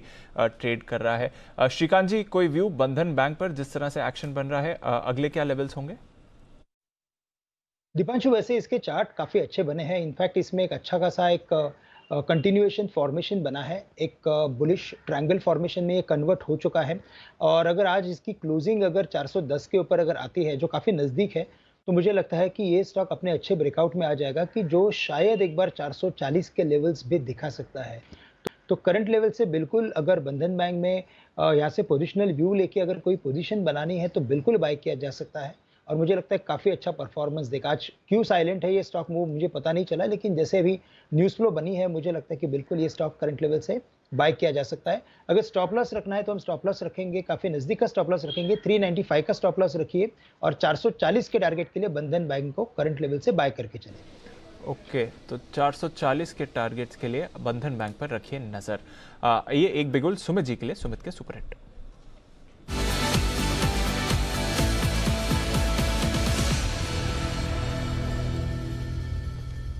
बताएं सुमित जी। दीपांशु, बाय का स्टॉक रडार पे आया है। स्टॉक का भाव चल रहा है 91 रुपीज 20 पैसा। स्टॉक का नाम है एबी कैपिटल। एबी कैपिटल में मोमेंटम बिल्डअप हो रहा है। एबी कैपिटल एक अच्छा अपसाइड मूव दिखाने को तैयार है। स्टॉक पिछले 3 दिन के हाई ब्रेक कर रहा है, अभी 91.50-60 के आसपास ट्रेड कर रहा है। यहां से स्टॉक के अंदर एक अच्छा अपसाइड मूव देखने को मिलना चाहिए। वॉल्यूम्स भी अच्छे खासे स्टॉक के अंदर देखने को मिल रहे हैं, तो प्राइस एक्शन और वॉल्यूम के साथ जो प्राइस एक्शन देखने को मिल रहा है उसको देखते हुए लगता है कि स्टॉक यहां से ऊपर में 97 रुपए से लेकर 100 रुपए तक के लेवल दिखाने को तैयार है। बहुत लोअर लेवल से कंटिन्यूसली ये स्टॉक को हम रेकमेंड करते हुए आ रहे हैं, तो जिन्होंने भी लोअर लेवल्स पे बाय करके रखा हुआ है वो लोग पोजीशंस को होल्ड करें। ट्रेलिंग स्टॉप लॉस का यूज करें जो कि 88.50 के आसपास लगाएं। 88 रुपीज के स्टॉप लॉस से फ्रेश खरीदारी की जा सकती है 97 से 100 रुपए तक के टारगेट के लिए। जल्दी ही स्टॉक के अंदर 3 डिजिट के फिगर्स देखने को मिलने चाहिए। 100 रुपए के टारगेट्स के लिए खरीदारी करके चलने का सलाह रहेगा। ओके, तो ये है आपके लिए एबी कैपिटल। धन्यवाद। मैं वही बोलने वाला था। दिवाली पे कितना 72-73 रुपए था शायद। एक सेकंड सर, अभी 72-73 के आसपास रहा होगा दिवाली पे, जब हमने हाई रिस्क वाला ये स्टॉक 81 पर था। 81 था, ओके 81 से 95 से 120 के टारगेट। 95, बिल्कुल। जैन साहब, आपको भी पसंद है एबी कैपिटल? अच्छा, जैन साहब दिख नहीं रहे, चलो ठीक है, कोई बात नहीं। तो आदित्य बिरला कैपिटल 97 और 100 रुपए के टारगेट के लिए यहाँ पर खरीदारी करने की राय। हाँ, जैन साहब कनेक्टेड है ना आप? यस बिल्कुल अनिल जी। आदित्य बिरला कैपिटल के साथ भी कनेक्टेड है? आदित्य बिरला कैपिटल से वैसे तो कनेक्टेड है ही अनिल जी। देखिए, उनके कुछ म्यूचुअल फंड्स और ये सब का डिस्ट्रीब्यूशन करते ही हैं, and it's a fantastic AMC also. Aditya Birla capital देखिए इतने सालों में एक अंडर परफॉर्मर रहा है, बट अब मुझे ऐसा लगता है कि एक होल्डिंग कंपनी का नेचर भी था, बहुत सारे अलग अलग वर्टिकल्स है, बट जिस तरीके से फाइनेंशियलाइजेशन, जिस तरीके से ये सारे अब चलेंगे, और प्लस एफएसआई आने के बाद मुझे लगता है कि ये सारी कंपनियां वापस से सुर्खियों में रहेंगी। और एक ये भी रीजन, और प्लस एबी कैपिटल पे आपका भी मोहर लगा हुआ है, तो मेरे हिसाब से तो देखिए इसमें काफी लोग इंक्लूडिंग मी, हम लोग सारे एनालिस्ट लोग बहुत दिनों तक गलत पड़े थे और काफी नीचे भी गया, बट यस एक अच्छी ग्रुप। और प्लस हमेशा मुझे जो एबी ग्रुप पे वो थोड़ा आइडिया को लेकर मैं थोड़ा सा बेरिश बीच में हो गया था, अब वो सारी चीजें भी खत्म हो रही है। So overall Aditya Birla capital is a buy on declines, और यहाँ पे जिन्होंने ले रखा वो होल्ड करें, और बल्कि खरीद भी सकते हैं, कोई दिक्कत नहीं है। ओके, तो एबी कैपिटल पर रखिए नजर। और अनिल जी, आपके टारगेट की तरफ भी मूव कर रहा है। जो पहला टारगेट था 95 का, वहां के उसके बेहद करीब आ रहा है इस समय। एक स्टॉक सर जो आपने आज सुबह हाई कन्विक्शन पर दिया था, इंडिया बुल्स रियल एस्टेट, जरा एक बार फिर से उसकी चार्ट पुल अप करते हैं। 2 टारगेट्स तो सर आ ही गए, बट आज के ही सिर्फ ट्रेडिंग बाउंस देखिए, और स्पेशली जो सेकंड हाफ पर आ रहा है, 16% का उछाल Anil ji India bulls real estate पे है। 91.5 के लेवल्स पर ये आते हुए देखा, बल्कि 92 के लेवल्स भी ये स्टॉक छू चुका है। किसी ने अगर इंट्राडे में लिया हो अनिल जी, तो क्या प्रॉफिट बुक करें या बने रहें अभी, और यहाँ से और ऐसा ही एक्सप्लोजन आएगा? इंट्राडे में लिया हो तो प्रॉफिट बुक करें यार। वागले साहब की 20,000 तो हो ही गया। वागले साहब की आत्मा घुस चुकी है मेरे अंदर, और जब वागले साहब से अगर कभी ऐसा पूछा जाए, इस तरह का बढ़िया ब्रेकआउट वाला 15% स्टॉक ऊपर बंद हो रहा हो, तो वागले साहब एक ही बात कहते हैं, नहीं। और मैं वही कहूंगा, नहीं। देखिए, सिमी जी का भी साथ है, वागले साहब आईबुल हाउसिंग पे इतने बुलिश है, सब लोग बुलिश है, क्यों बेचना है? वागले साहब सही है ना? अनिल जी बिल्कुल सही है, थोड़ा लंबा मूव के लिए खेलने का टाइम नहीं है। हाँ, ये देखो, ये तो अनुभव है ना वागले साहब का, जो हमारे काम आ रहा है। तो बिल्कुल रुकिए, रखिए, और फिर भी चाहिए तो सिमी जी को पूछ लीजिए। सिमी जी बता दीजिए आईबुल रियल पर आपकी राय। हमारे तो वैसे दिन वाले टारगेट्स तो सारे आ गए। जी, मैं आपके साथ 100% नहीं बल्कि 200% मैं एग्री करती हूँ। बिल्कुल बेचने का जरूरत नहीं है, ये स्टॉक नया ब्रेकआउट दिया है, ये तो चलेगा और बहुत चलेगा, और यहाँ से भी चलेगा। मेरा जो टारगेट्स मैंने दिए हैं वो भी आ जाएगा, और मेरा जो टारगेट्स है वहां पे भी बेचने का सलाह नहीं होगा, क्योंकि मुझे लगता है कि कहीं ना कहीं इस बार ये स्टॉक 100 के आसपास जाएगा। अगर निफ्टी, बैंक निफ्टी में कोई मेजर करेक्शन आ गया तो मेरा ये व्यू नेगेटिव हो जाएगा, नहीं तो मुझे लगता है कि ये स्टॉक 100 के ऊपर भी जाएगा। अब मुझे इजाजत दीजिए, मुझे यहाँ पे एक BTST कॉल देना है। बिल्कुल, तो बिल्कुल बजाते हैं सिमी जी के लिए, सिमी के नॉन स्टॉप शेयर्स का।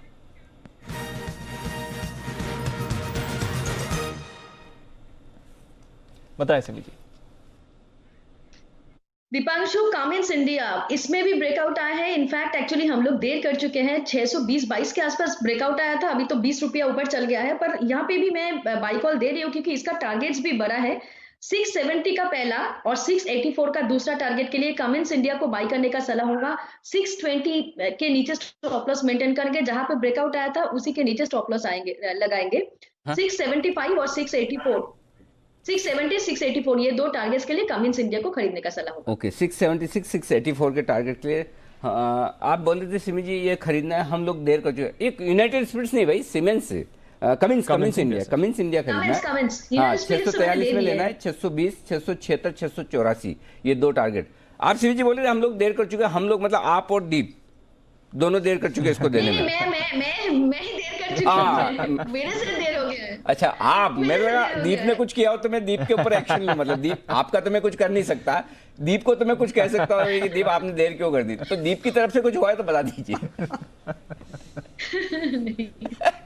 चलिए, देर नहीं हुई है, कोई दिक्कत नहीं, अभी भी 676 और 684 के आपके टारगेट है, इसके लिए खरीदारी करें। क्यूमिंस इंडिया में बहुत ही बेहतरीन मजबूती होती दिख रही है। बिल्कुल, तो कमेंट्स पर रखे नजर, भरपूर एक्शन इस पर आते हुए दिख रहा है। पर इंडिया बुल्स रियल एस्टेट के बारे में हम बात कर रहे थे और जो अनिल जी की शानदार पिक रही है, क्या है वजह कि बाकी जो रियल एस्टेट स्टॉक्स हैं, स्पेशली जो मुंबई महाराष्ट्र बेस्ड स्टॉक्स हैं, वहां पर जबरदस्त तेजी बन रही है? चलिए जानते हैं मानसी के साथ। मानसी बताएं, ऐसे क्या डेवलपमेंट्स हुए हैं? बिल्कुल दीपांशु, देखिए महाराष्ट्र सरकार ने एक बड़ा फैसला लिया है और उसके बाद ये डेवलपमेंट्स होते हुए दिख रहे हैं। बिल्डिंग पर लगने वाले प्रीमियम जो है उसमें 50% तक की छूट का फैसला लिया गया है। कैबिनेट की बैठक के बाद ये फैसला आता हुआ दिखा।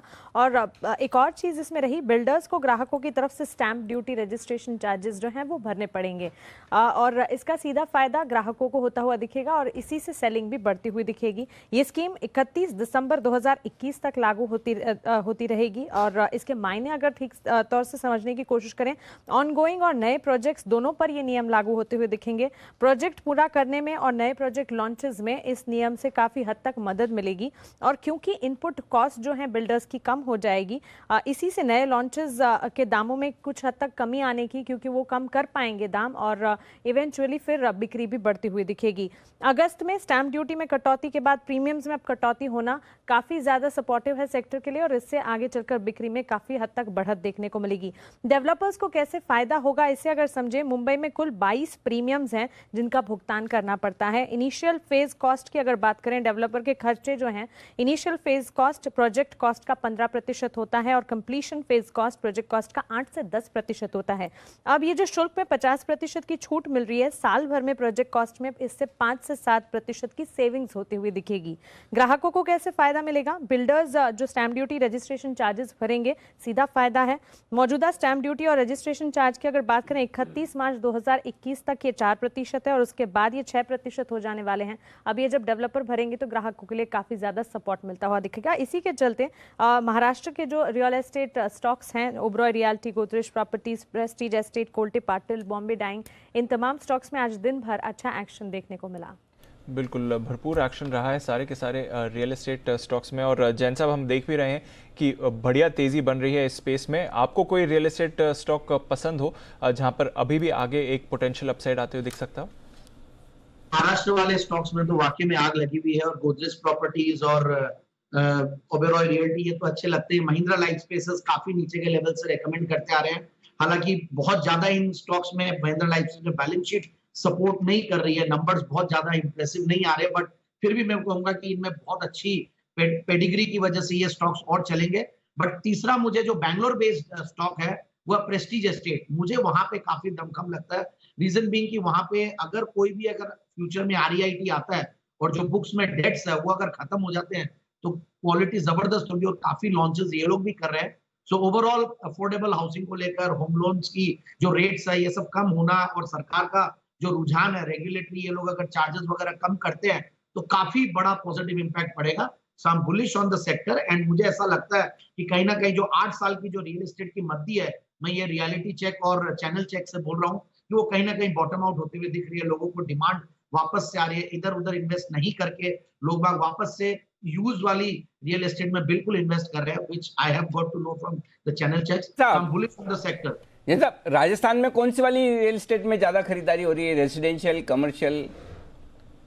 बिल्कुल बिल्कुल, बहुत सही सवाल है अनिल जी। देखिए, मुझे ऐसा लगता है कि रेसिडेंशियल में ज्यादा है, क्योंकि राजस्थान में थोड़ा सा कमर्शियल को लेकर, डीएलसी को लेकर इश्यूज है, but residential is really good and लोगों ने जो वर्क फ्रॉम होम और अभी जो लोगों को जो महसूस हुआ, और चूंकि यहाँ पे प्रॉपर्टीज इतनी महंगी भी नहीं है as compare to the metros, तो लोग बाग फ्लैट्स भी बड़े ले रहे हैं या फिर यहाँ पे बंगलोज का भी कल्चर है और दूर जाके भी लोग अपनी इन्वेस्टमेंट्स कर रहे हैं, क्योंकि यहाँ पे एक कल्चर था कि लोग बाग अपने वो इंटरेस्ट में पैसा काफी देते थे या एफडीज में काफी रखते थे, तो ये सब कम होने की वजह से अब लोग बाग अब रियल एस्टेट में आने लगे। तो कहीं ना कहीं बॉटम आउट हुआ, मैं ये नहीं कहूंगा कि बहुत बड़ा बाउंस आ गया, बट नीचे के लेवल से 25-30% का बाउंस है, ऐसा हमारा मानना है। तो ये आपके लिए राय। और बंसल जी भी कुछ कहना चाहते हैं इस पे। मैं आ रहा हूँ बंसल जी आपके पास, लेकिन इसी से जुड़ा हुआ एक स्टॉक है, इसलिए मैं सोच रहा हूँ कि पहले एक बार 3-10 होने आए ना, तो पहले कल के 2000 के लिए बिगुल बजा दीजिए। अरे वाह, हाँ चलिए, तो बिगुल अनिल जी के लिए कल के 2000। हमारी सुबह वाली थीम जो थी, रवि मानसी ने फिर से सारा विस्तार में बताया, रियल एस्टेट वाला। रियल एस्टेट में तेजी है ना मानसी? जी। मुंबई महाराष्ट्र वाले सब जी कंफर्म? जी। ओके चलिए, तो एक स्टॉक है जिसको लोग जानते नहीं कि ये रियल एस्टेट वाला है, बहुत कम हम बताने की कोशिश कर रहे हैं, पिछले कुछ दिनों से समझ तो गए होंगे आप। हेमिस्फेयर प्रॉपर्टीज 91 के आसपास, 91 के आसपास है अभी, 91 92।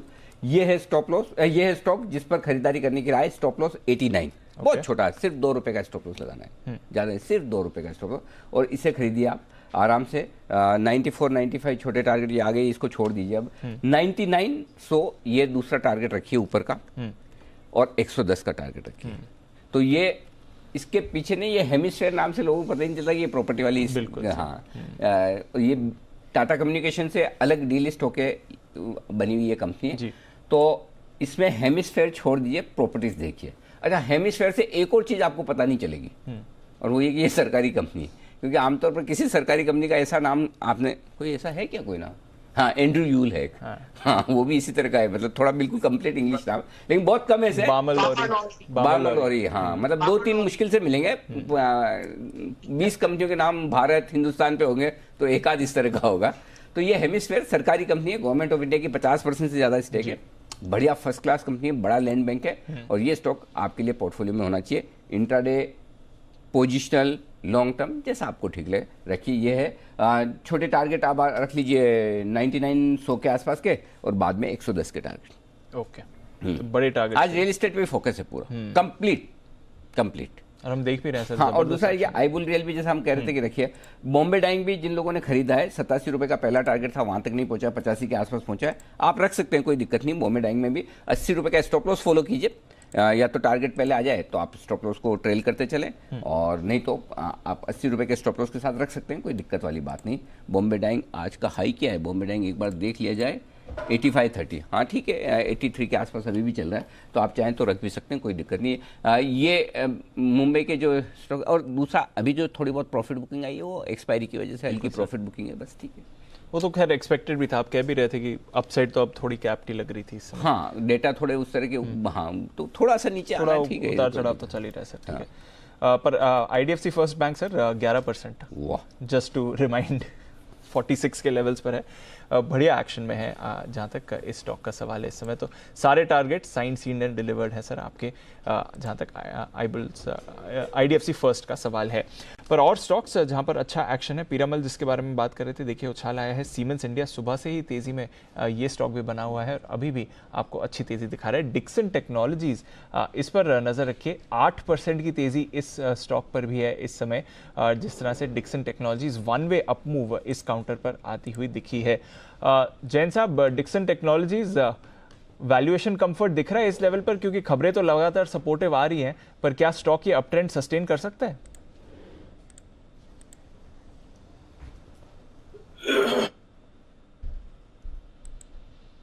और डर लगता है, बट ठीक है, जिस तरीके से इन्वेस्टर्स का कॉन्फिडेंस, मार्केट का कॉन्फिडेंस, और जिस तरीके से इनके प्रोडक्ट्स का एक्सेप्टेंस, और ठीक है सेगमेंट है, PLI का बेनिफिट, सब कुछ बहुत सारी चीजें हैं, और परफॉर्मेंस भी है कंपनी की, देखिए कैगर देखिए, प्रॉफिट की या सेल्स की, सब कुछ बहुत बढ़िया है। बट फिर भी मैं कंफर्टेबल नहीं रहता हूँ इतने महंगे स्टॉक को खरीदने में। मैं वेट करूंगा डिप्स का, हो सकता है कि मेरे को 10-12 हजार के रेंज में आएगा, तब मैं दिमाग लगाऊंगा। बट यस, जिन्होंने ले रखा है, दे आर राइडिंग, एंड वो टिपिकली बाय एंड फॉरगेट वाली स्टोरी कई इन्वेस्टर्स के साथ हो रही है, so they can continue ride the success story, but for fresh entry नीचे आने पे ही ले। सब कुछ बहुत बढ़िया है, बट वैल्यूएशन डिस्कम्फर्ट है। ओके, नीचे आने पर ही ले, अभी नहीं, ये इंतजार आता तो ही नहीं। जैन साहब कहाँ आता है नीचे ये? वही तो होता, देखिए अनिल जी, ऐसा नहीं है, मार्केट में कभी कभार ऐसे मौके मिलते हैं, we have to wait for that, for patience, क्योंकि कई बार ऐसा लगता है जब चल रहा होता है तो हम सोचते हैं कि हम मौका ही नहीं मिलेगा, फोमो हो जाता है, बट मौका मिलेगा, ऐसा कुछ नहीं है। कोई करेक्शन आएगा, डिप आएगा, 2-4-5 हजार ऐसे ही टूटते हैं, जैसा बड़ा वैसा टूटने में भी टाइम नहीं लगता। ओके, चलिए, ये है आपके लिए राय इस वक्त डिक्सन पर। जय ठक्कर जुड़ चुके हैं हमारे साथ, वक्त है कैश का ऑप्शन।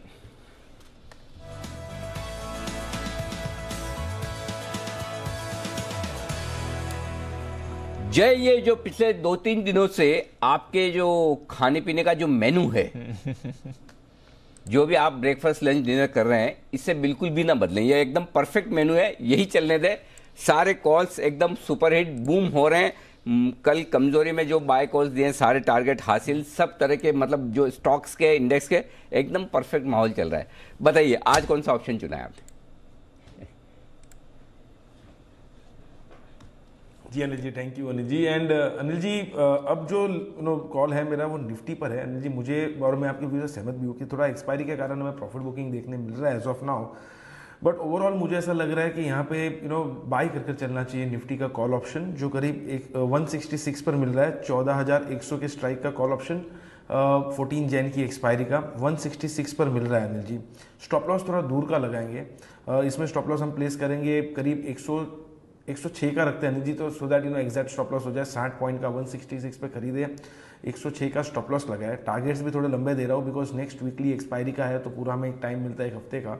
सो वो पॉइंट ऑफ व्यू अगर हम देखें अनिल जी, तो ऊपर में फर्स्ट टारगेट जो बनेगा करीब 214 का है, फर्स्ट टारगेट है वो।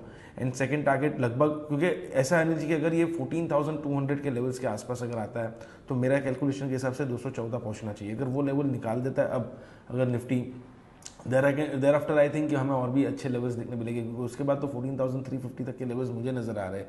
सो वो 214 वाला option, there after we can see almost to the levels of 270। So ये 2 टारगेट्स देना है। सेकंड टारगेट थोड़ा ज़्यादा अग्रेसिव हो गया 270 का, पहला टारगेट होगा 214 का एंड 106 के स्टॉप लॉस के साथ। ये जो डिप आई है आज उसमें खरीद कर चलना चाहिए। एज ऑफ नाउ कोई बड़ा ऐसा रिवर्सल आया नहीं है मार्केट में। जब तक 14,050 के लेवल्स होल्ड कर रहे हैं स्पॉट में, आई थिंक तब तक ऑन अ क्लोजिंग बेसिस तब तक निफ्टी का शॉर्ट टर्म मोमेंटम पॉजिटिव रहेगा। अगर 14,050 के नीचे बंद हुआ, there after we can think कि शायद रिवर्सल हो चुका है। तो ये है आपके लिए 14,100 का कॉल ऑप्शन खरीद लो जी। जो कॉन्फिडेंस आपको चाहिए था जय ने दिया, डरने घबराने की जरूरत है नहीं। ये तो एक्सपायरी की वजह से थोड़ा नीचे आना था, आ गया। कल फिर से आपके लिए तैयारी ऊपर की, बिल्कुल। तो ये चलेगा एक्सपायरी के दिन। सुबह अगर लोग ज़्यादा तेजी कर गए, डाउ 500 पॉइंट देख के, तो हल्के फुल्के दिन में एक डिप मिलना है आपकी, जब मर्जी आए तब ले लो। पहले लेना तो पहले ले लो, और दोपहर में लेना है तो दोपहर में ले लो। आमतौर पर पहले मिल जाता है क्योंकि 2 बजे बाद जिन FIs के ऑफिस खुलते हैं, जिनके अकाउंट में क्रेडिट बैलेंस आ जाता है, वो खरीदना शुरू कर लेते हैं। लेकिन आज ये है कि भाई ठीक है, थोड़ा एक्सपायरी वाली मामला, तो उस हिसाब से कोई चिंता की बात है नहीं, आराम से खरीदारी कीजिए। जय ने कॉन्फिडेंस दे दिया, जय ने कॉन्फिडेंस दिया है निफ्टी में, तो थोड़ा कॉन्फिडेंस और ले लेते हैं जय से। जय का जैकपॉट।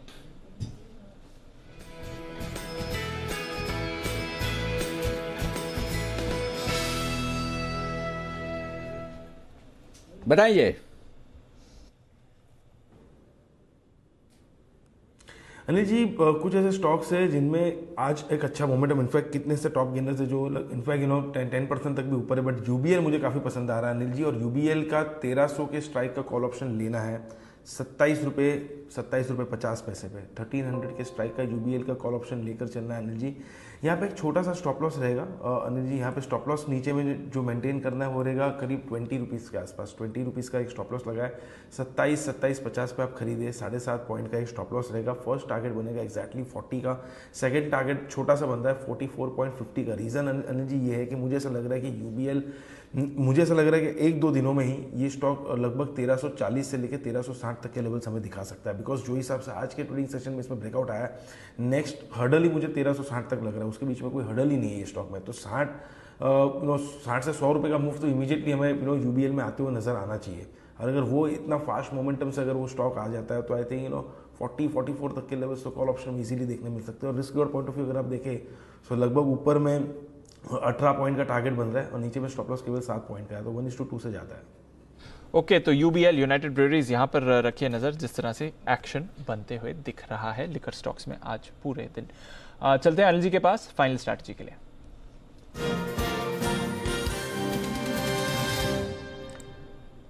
सर, हमारे बाजार थोड़े हल्के हुए हैं एक्सपायरी की वजह से, जैसे आप समझा रहे थे। डाउ फ्यूचर्स थोड़ी सी गिरावट हुई है सर, लगभग 20-30 पॉइंट थोड़ी देर में, पर अभी भी 100 पॉइंट ऊपर ही हैं डाउ फ्यूचर्स। नास्डैक फ्यूचर्स आधे % की तेजी में है। यूरोप में आप यूके के बाजारों में 0.5% की गिरावट देख रहे हैं, पर जर्मनी और फ्रांस दोनों ही पॉजिटिव ट्रेड कर रहे हैं। तो ग्लोबल क्यूज तो ठीक ठाक है सर, कोई ज़्यादा बदलाव नहीं है। ठीक है, क्या करके डाउ एक दिन ऊपर एक दिन नीचे चल रहा है क्या आजकल? हाँ, वैसे ही हो गया सर। और थोड़ा सरप्राइज करता है, जैसा दिन में दिखता है उसका ऑपोजिट एक्शन कभी कभी शाम को हो जाता है डाउ पर। और फिर दूसरे दिन हमारे मार्केट उस पर रिएक्शन नहीं देते वो तो हम तो इग्नोर कर रहे हैं तो आज जो अगर कुछ हो भी सकता है उसका रिएक्शन अभी आ गया है आखिरी आधे पौन घंटे में, इससे डरने घबराने की जरूरत है नहीं। थोड़ा एक्सपायरी के हिसाब से हल्की फुल्की प्रॉफिट बुकिंग है, हाँ पहला सपोर्ट लेवल ही नहीं तोड़ता, पॉइंट ये है। तो ठीक है, कोई इशू नहीं, आपकी तेजी की पोजीशन में बने रखिए। चाहे तो आप 14,250 14,300 का एक कॉल ऑप्शन ऊपर बेच दें या 14,001 का एक पुट खरीद के रख लें, सिंपल। मैं ये सलाह दूंगा कि अगर आपकी तेजी की पोजीशन के सामने 14,000 का पुट लेकर रख लीजिए, वो ज़्यादा सेफ्टी है। कॉल बेच के भी कितने आ जाने हैं, पुट में क्या सेफ्टी ज़्यादा है। हाँ, तो कभी गलती से गैप से बड़ा खुल जाए कोई वजह से, जो आपको मुझे पता नहीं, किसी को पता नहीं, कि अचानक से कुछ हो जाए। अब बहुत बार ऐसा होता है जब अचानक से कुछ हो जाए तो लोग, अरे आप तो कल सब लोग सब कह रहे थे लीजिए लीजिए, आप तो ये भी कह रहे थे आई बुल रियल लेके जाइए, बेचिए मत। हाँ भाई कह रहे हैं, लेकिन अगर कल ऐसा कुछ होने वाला हो तो आपको पता हो तो फिर मत लीजिएगा। तो जो कुछ अनएक्सपेक्टेड है वो किसी को नहीं पता, ये मार्केट की खूबी है। जब आप कोई भी पोजीशन लेते हैं तो आपकी दो रिस्क होती है, एक स्टॉक वाली और एक मार्केट वाली। तो स्टॉक की रिस्क कम है, मार्केट की रिस्क हमेशा रहती है, और वो सबके लिए रहती है, खाली एक स्टॉक के लिए नहीं है। तो वो आपको मैनेज करनी है। अदरवाइज लॉन्ग पोजीशन में अभी भी बने रखते हैं, कहीं कोई दिक्कत वाली बात नहीं। तेजी की पोजीशन में निफ्टी में आपके लिए कल का स्टॉप लॉस 14,000 है, और बैंक निफ्टी में डीप स्टॉप लॉस है 31,700 का। ओके, यानी कि यहाँ से 250-300 पॉइंट नीचे, 250 पॉइंट की रिस्क इधर, 150 पॉइंट की इधर, बाकी बनेगा, ये कोई दिक्कत नहीं। ठीक है, तो लॉन्ग्स मेंटेन करें, कोई परेशानी नहीं है। ठीक है, ये है आपके लिए स्ट्रैटेजी। एक ही चीज जय है ना हमारे साथ, जय खाली इसको अभी जो आखिरी आधे पौन घंटे में हुआ, इसे एक्सपायरी के हिसाब से थोड़ी लॉन्ग अनवाइंडिंग देखे ना, और कोई इसमें बड़ी बात तो नहीं।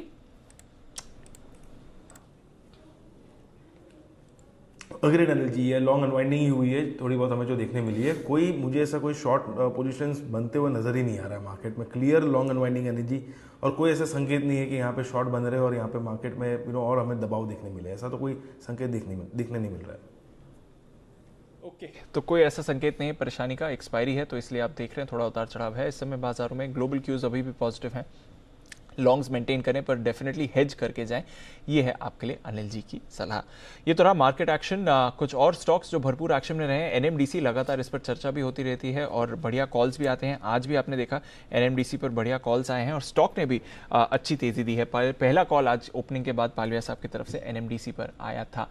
क्या है खबरें जिसकी वजह से लगातार शेयर में एक्शन दिख रहा है, चलिए जानते हैं आशीष के साथ। आशीष बताएं लेटेस्ट ट्रिगर क्या है। दीपांशु, लगातार 7 महीने से कीमतों में बढ़त देखने को मिल रही है। इनफैक्ट नवंबर में, दिसंबर में अगर आप देखें तो इन दोनों महीने में 2-2 बार कीमतें बढ़ी हैं, और जून के निचले स्तरों से अगर आप देखें तो कीमतों में ऑलमोस्ट 133% का उछाल देखा गया है। दरअसल अगर आप देखें तो इसके पीछे का कारण बड़ा ही स्वाभाविक है। जैसा कि हम देख रहे हैं कि स्टील सेक्टर में भी कंपनीज लगातार अपने उत्पादन में बढ़ोतरी कर रही हैं। स्टील की मांग देखिए देश भर में, क्योंकि कंस्ट्रक्शन एक्टिविटी दोबारा शुरू हो गई है, तो डिमांड है वो काफ़ी ज़्यादा स्ट्रॉन्ग नजर आ रही है, जिसके चलते हम देख रहे हैं कि आयरन ओर के प्राइसेस में भी बढ़िया तेजी देखी गई है। इसके अलावा कुछ ना कुछ रिपोर्ट्स में ऐसी पढ़ रहा था जहां पर ये कहा गया कि मार्च में अगर आप देखें तो करीब 21 महीने जो है वो थोड़ी बंद हुई थी, तो डोमेस्टिक मार्केट में सप्लाई कंस्ट्रेंट्स हैं, और इसका सहारा जो है इंटरनेशनल मार्केट से भी देखने को मिल रहा है, क्योंकि चाइना में जो स्टील की मांग है वो बेहद मजबूत देखने को मिल रही है। मांग वहां पर मजबूत है, इसलिए ग्लोबल ओवर सप्लाई का खतरा कहीं पे भी नहीं है स्टील के लिए, और जिसके चलते आप देखिए कि जो आयरन ओर की कीमतें यहाँ पर काफ़ी ज़्यादा तेज़ी देखी जा रही है। जैसा कि मैंने आपको बताया कि आप जैसे जून के महीने के दाम देखे 2450 रुपये टन थे करीब, जो कि अब 5700 के आसपास हो गए, यानी ऑलमोस्ट 133% का उछाल यहाँ पर देखा गया है। और इस डेवलपमेंट के चलते आपको नजर रखनी है सबसे ज़्यादा एनएमडीसी पर, क्योंकि आयरन ओर का सबसे बड़ा उत्पादक है। इसके अलावा सेल, इनके पास भी काफ़ी बड़े भंडार हैं आयरन ओर के, और करीब 25% ये बेच भी सकते हैं, तो इनका फ़ायदा इस सेल को भी होते दिखेगा। इसी के अलावा एक और सरकारी कंपनी है KIOCL, Kudremukh iron ore company limited, यहाँ पर भी आपको नजर रखनी होगी। ओके, तो नजर रखिए इन सभी स्टॉक्स पर, एक्शन भरपूर है। सेल और एनएमडीसी तो रोज इस पर हर चर्चा भी हो रही है, सुमित जी ने कन्विक्शन भी दिखाया है। और एनएमडीसी की जो पन्ना में डायमंड माइन है उस पर पिछले कुछ दिनों में वर्क क्लोजर का एक नोटिस आया था, जिस तरह से लीज को लेकर प्रॉब्लम थी तो परेशानी चल रही थी, पर वहाँ पर भी अब फॉरेस्ट डिपार्टमेंट की तरफ से क्लियरेंस आ गई है, तो कोई परेशानी नहीं है जहाँ तक एनएमडीसी का सवाल है। KIOCL, जैन साहब शायद आपने पहले इस स्टॉक पर राय भी दी है, कोई फ्रेश व्यू KIOCL? देखिए KIOCL पे बातचीत जरूर की है, बट मैंने वैसे राय नहीं दी है, क्योंकि मुझे एक तो मैं थोड़ा सा वैसे ही डरता हूँ PSU से, क्योंकि वो अंडर परफॉर्मर्स रहे हैं, बट हमेशा NMDC के ऊपर काफी मैंने एग्रेसिवली राय दी है, और हमेशा मुझे ये स्टॉक बहुत बढ़िया लगता है। इसके फंडामेंटल्स वाकई में बहुत अच्छे लगते हैं, जो मार्जिन्स है, जो इनकी माइनिंग प्रॉपर्टीज है, एसेट्स है, उन सबको देखते हुए GMDC को रेकमेंड किया, बट KIOCL में समाओ फंडामेंटल्स कोई बहुत ज्यादा अट्रैक्टिव मुझे लगते नहीं है, तो इसीलिए बट फिर भी मुझे ऐसा लगता है कि जहां पे माइनिंग एसेट्स है, जिन कंपनियों के पास, जैसे कि मैं मॉइल के बारे में भी बोलते हैं, सो मॉइल एंड एनएमडीसी मेरे हमेशा से टॉप पिक्स रहे हैं, तो इन पे ध्यान दे। बाकी नीचे आने पे ही अब ले, एक बार थोड़ा सा बहुत ओवरहीटेड हो चुकी है, सारे स्टॉक बहुत चल चुके हैं, तो मैं यही कहूंगा कि करेक्शन का इंतजार करें। But yes, I am very bullish on the steel sector, और मुझे लगता है वहां पे भी एक बहुत बड़ा डाउन साइकिल के बाद अब एक अपसाइड है, तो रिफ्रैक्टरीज वाले स्टॉक्स को देख सकते हैं, जैसे कि एचईजी और इनकी भी बात हो रही थी, ओरिएंट रिफ्रैक्टरीज है, वेसुवियस इंडिया, ये सब मैंने रेकमेंड भी किया है, इन सब पे ध्यान दें। ओके, तो ये है आपके लिए कुछ और स्टॉक्स जहाँ पर एक्शन देना है, और ये जो ग्राफाइट से रिलेटेड स्टॉक्स हैं आज वहाँ पर भी बढ़िया तेजी आती हुई दिखी है। मिड कैप मेटल काउंटर्स आज अच्छे एक्शन में रहे हैं। Banks and financials of course आज के स्टार विनर्स रहे हैं, स्पेशली जिस तरह से कुछ फाइनेंशियल स्टॉक्स में तेजी आती हुई दिखी है। थोड़ी एक्सपायरी रिलेटेड एक्शन था, इस साल की पहली वीकली एक्सपायरी थी, इसलिए आपने उतार चढ़ाव देखा, पर end of the day Nifty एकदम सपाट क्लोजिंग के लिए तैयार है। बैंक निफ्टी अभी भी 150 अंक ऊपर बंद होने के आसार दे रहा है, और लगातार 9th स्ट्रेट डे जब आपने बाजार पर रिकॉर्ड हाई आते हुए दिखा है। 32,000 के पार आज आपने इंट्राडे में बैंक निफ्टी को भी देखा था। टाटा स्टील, हिंडाल्को आज के बिग विनर्स, 5% की तेजी इन दोनों स्टॉक्स पर आती हुई दिखी। भारती एयरटेल, आशु जी का 550 का टारगेट आते हुए दिखा, 4% की तेजी के साथ ये स्टॉक क्लोज हो रहा है। इंडसइंड बैंक यहाँ पर 3.5% का उछाल, Adani ports, axis bank, Bajaj finserv, इन सभी स्टॉक्स में तेजी का माहौल रहा। यूपीएल यहाँ पर बाउंस बैक जो आया है वो बरकरार है, 2% के ऊपर ये स्टॉक था। बीपीसीएल, एमएनएम, एसबीआई, ओएनजीसी, कोल इंडिया, यहाँ पर भी खरीदारी आती हुई दिखी। ग्रासिम 1000 के पार ये स्टॉक भी आपको इंट्राडे में जाते हुए दिखा। प्रेशर रहा एचडीएफसी लाइफ पर, एचयूएल ने अंडर परफॉर्म करा, टाइटन मुनाफा वसूली, इन्फोसिस, एचसीएल टेक्नोलॉजीज, आईटीसी, इन सभी दिग्गज स्टॉक्स में थोड़ी सी गिरावट आती हुई दिखी, जिसकी वजह से बाजार पर प्रेशर था। रिलायंस एकदम सपाट क्लोज हो रहा है, पर वैसे यहाँ पर हमने प्रेशर बनते हुए देखा है। नैल्को में 30,000 करोड़ के निवेश की योजना, अनिल जी बड़ी खबर आती हुई दिख रही है नैल्को में। ये कोल मिनिस्टर की तरफ से ट्वीट आते हुए दिखा, और अभी अभी ये फ्लैशेस हमारी स्क्रीन पर आए हैं। अगले 8 साल में ये निवेश किया जाएगा, तो स्टेप बाय स्टेप ये प्रोसेस होगा। 2028, तो अगले 7 साल में ये निवेश किया जाएगा। स्टेप बाय स्टेप प्रोसेस है, बट बड़ा निवेश है। प्लांट्स के लिए विस्तार और डाइवर्सिफिकेशन की योजना के तहत आप देखेंगे नैल्को में ये डेवलपमेंट होने वाला है, तो वो स्टॉक भी आज एक्शन में रहा, और आज सुबह भी हम इस स्टॉक के बारे में बात कर रहे थे। तो नैल्को पर नजर रखिए, सेठी साहब रेकमेंड करके गए थे 49 के टारगेट के लिए, और वो टारगेट भी आते हुए आपको दिखे हैं। पर वायदा कारोबार की बात करें तो ढेर सारे स्टॉक्स थे यहाँ पर जो एक्शन में रहे आज के ट्रेडिंग सेशन में, और एक बार फिर से बैंक्स और फाइनेंशियल ही थे leaders. IDFC first bank, Anil ji के सारे टारगेट्स आते हुए दिखे, 46 के लेवल्स पर 11% का उछाल। भारत फौज यहाँ पर 9% की तेजी, 600 के लेवल्स पर आता हुआ। India bulls housing days high के करीब क्लोज हो रहा है, 6.5% का उछाल इस काउंटर में। पीरामल एंटरप्राइजेस 1500 के ऊपर, एलआईसी हाउसिंग फाइनेंस लगातार तेजी में, united spirits, Cummins India, Ashok Leyland, Adani enterprises, Bosch, federal bank, NMDC और साथ ही एमएनएम फाइनेंस, ये सारे स्टॉक्स एक्शन में रहे। दूसरी तरफ गिरावट आती हुई आईसीआईसीआई लोम्बार्ड, डिवीज लैबोरेटरीज, कोफॉज और साथ ही गोदरेज कंज्यूमर, जहां पर थोड़ा प्रेशर रहा, बट डेज हाई पर क्लोज नहीं हो रहे, बट एकदम सपाट निफ्टी की क्लोजिंग, 150 पॉइंट्स ऊपर बैंक निफ्टी। ठीक है दीपक, कोई ऐसी खराबी वाली बात नहीं है, हर रोज हरे निशान में बंद होना कोई ज़रूरी नहीं है। 9 दिन फिर से भी तो आप रिकॉर्ड देखिए, लगे रहे सर। बैंक निफ्टी तो फिर भी इतना मजबूती के साथ 32,000 के नज़दीक बंद हो रहा है, ये कम नहीं है। निफ्टी भी आप देखिए, ऐसे तो हरे में ही बंद हुआ, 2 पॉइंट एडजस्ट होकर नीचे आ जाएगा, वो अलग बात है, बट ठीक है। फाइनली आपके सामने क्लोजिंग आएगी, फाइनल क्लोजिंग थोड़ी देर में हम बताएंगे आपको कहाँ होते हैं बाजार बंद। लेकिन शाम का 6 बजे का शो बहुत ही इंटरेस्टिंग है, क्योंकि अगर आप लोग व्हाट्सएप का इस्तेमाल करते हैं, और आप लोग तो सब करते हैं मुझे पता है, क्योंकि आप सब लोग तो मेरे व्हाट्सएप पे है ही, तो आप तो कोई मना कर नहीं सकते। इसलिए बंसल जी, कुणाल जी और बाकी सब लोग ध्यान से सुन लीजिए, आप सब लोगों के लिए स्पेशली ये शाम का शो बनाया हुआ है। और वैसे तो व्हाट्सएप पे हमारा ग्रुप भी तो बना हुआ है, तो सारे लोग हमारे ग्रुप में आपस में हम हाय हेलो तो करते ही रहते। तो जो लोग व्हाट्सएप का इस्तेमाल करते हैं उन्हें ये शो देखना ज़रूरी है। क्यों ज़रूरी है? क्योंकि व्हाट्सएप अब दादागिरी पर उतर आया है। जी हाँ, हम बहुत सोच समझ कर आपको कह रहे हैं कि व्हाट्सएप अब दादागिरी पर उतर आया है। हम इसलिए कह रहे हैं कि व्हाट्सएप ने अपनी जो है ना वो पॉलिसी है, प्राइवेसी पॉलिसी, उसमें बड़ा भारी बदलाव किया है। और आपको याद है व्हाट्सएप में हमेशा पहले एक ये कहते थे कि हमारा एंड टू एंड एनक्रिप्शन है, मतलब कभी भी कोई आपकी पर्सनल इन्फॉर्मेशन, किसी को प्राइवेट इन्फॉर्मेशन चाहिए तो नहीं मिलेगी, करेक्ट, ये कहता था। और कोई चिंता की बात नहीं है, और आप आराम से यूज़ कीजिए। लेकिन अब व्हाट्सएप आपकी सारी पर्सनल इन्फॉर्मेशन लेना चाहता है, और आपको सारी और अगर आप कहते नहीं हम नहीं देंगे तो बोलो गेट लॉस्ट, तो यूज ही नहीं करने। हाँ, गेट लॉस्ट, भाड़ में जाओ, ऑप्शन ही नहीं है आपके पास ना, आपको छोड़ना पड़ेगा। ये तो गलत बात है सर, सरप्राइजिंग, शॉकिंग जो बोले। तो क्या ऐसा करना सही है? क्या ऐसा करना व्हाट्सएप के अधिकार में है? क्या इस संबंध में कोई कानून है? अगर हैं तो कैसे हैं? कानून क्या कहते हैं? क्या इसके खिलाफ कोई कोर्ट में जाएगा? ठीक है, और सरकार इसमें क्या कर सकती है? और अगर व्हाट्सएप आपको छोड़ना ही पड़े फाइनली कि आप भाई अपनी पर्सनल इन्फॉर्मेशन नहीं देना चाहता है, इसलिए नहीं कि मतलब कोई आपकी ऐसी बात है कि जो आप नहीं बताना चाहते व्हाट्सएप को, बट अल्टीमेटली आपकी डेटा की प्राइवेसी है, हर चीज़ होती है, पासवर्ड्स होते हैं, लॉगिन आईडीज होते हैं, सब कुछ होता है, तो आप नहीं बताना चाहते हैं, ठीक है ना? तो ऐसे तमाम ये सवाल जो आपके हैं आपके दिमाग में, इनके जवाब शाम 6 बजे, है ना? एकदम माइंड ब्लोइंग, ये तो देखना पड़ेगा, है ना? माइंड ब्लोइंग शो है ना, बिल्कुल। तो अब तक तो रोज की जिम्मेदारी कुणाल जी, राकेश जी पे मैं डाल देता था शो देखने की, आज तो वागले साहब आपसे लेकर सिमी जी सबको शाम का 6 बजे का शो देखना पड़ेगा। व्हाट्सएप की दादागिरी, ये है आज शो का नाम। आपके सवालों के जवाब देंगे विराग गुप्ता साहब, सुप्रीम कोर्ट के जाने माने वकील हैं, और डॉक्टर प्रशांत माली साहब हैं जो जाने माने साइबर सिक्योरिटी एक्सपर्ट हैं। तो ये है आज का विशेष शो। बताइए, व्हाट्सएप की इसकी दादागिरी के खिलाफ किसी की कोई विशेष टिप्पणी, आप कुछ कहना चाहते हैं? कुणाल जी शुरुआत कीजिए।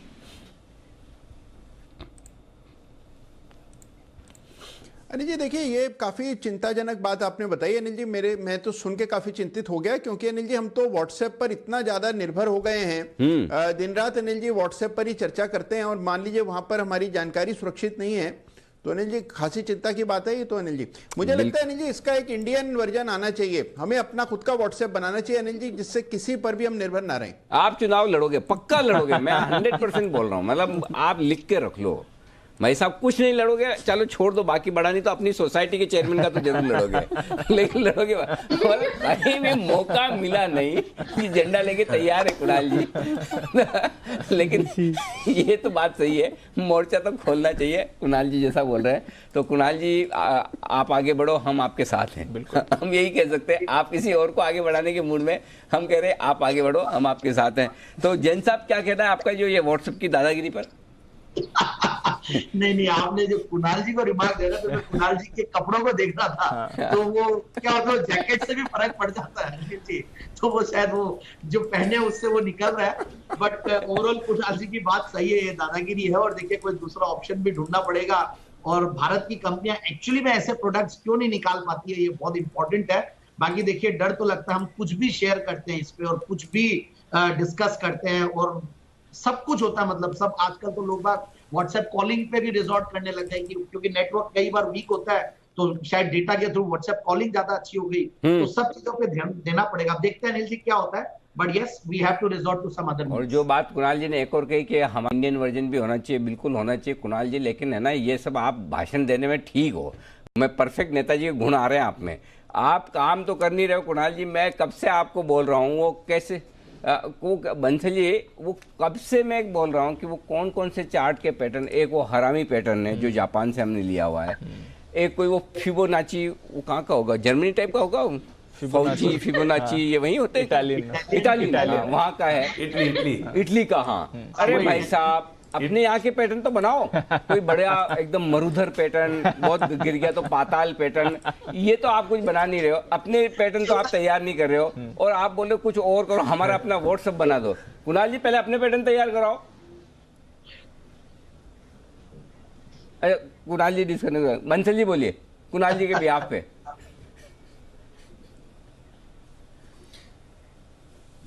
नहीं अनिल जी, मैं बिल्कुल आपके साथ हूँ। कुणाल जी सुन नहीं रहे हैं और काफी बार आप अनुग्रह कर चुके हैं, तो अभी वो डिस्कनेक्ट हो गए हैं, तो मैं आपका संदेशा अनिल जी उन तक जरूर पहुंचा दूंगा।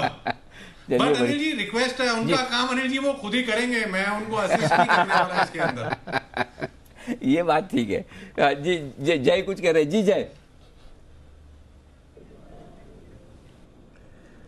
अनिल जी, बंसल जी तो ये सारे पैटर्न से वो कहते हैं ना कि I am married to this pattern, तो उनको वहां पे डिवोर्स लेना पड़ेगा अनिल जी, और यहाँ पे नई पैटर्न से उन्हें ही हैज टू मैरी।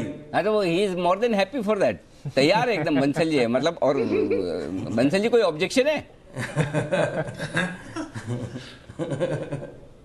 नहीं Anil ji, I will love this also. क्या बात है, वाह। अच्छा, अभी तक जिन पैटर्न से शादी कर रहे हैं उनसे लव नहीं कर रहे, अभी ये बताइए इधर क्या है, आई विल लव ऑल्सो लगा दिया, अब हमारे समझ में आ गया। तो चलिए, ये तो मजाक की बात है, लेकिन व्हाट्सएप का ये जो आज का शो है ये बहुत इंटरेस्टिंग है, जरूर देखेगा। आपके व्हाट्सएप की कितनी सिक्योरिटी, कितनी सेफ्टी है, ये जानना समझना बहुत जरूरी है। आइए आप सभी से लेंगे विदा। बहुत बहुत शुक्रिया वागले साहब, कुणाल जी, राकेश जी, जय, सुमित जी और साथ ही श्रीकांत जी और सिमी जी, जैन साहब, आप सबका बहुत बहुत शुक्रिया हमारे लिए वक्त निकालने के लिए। मुझे और दीप को इजाज़त दीजिए और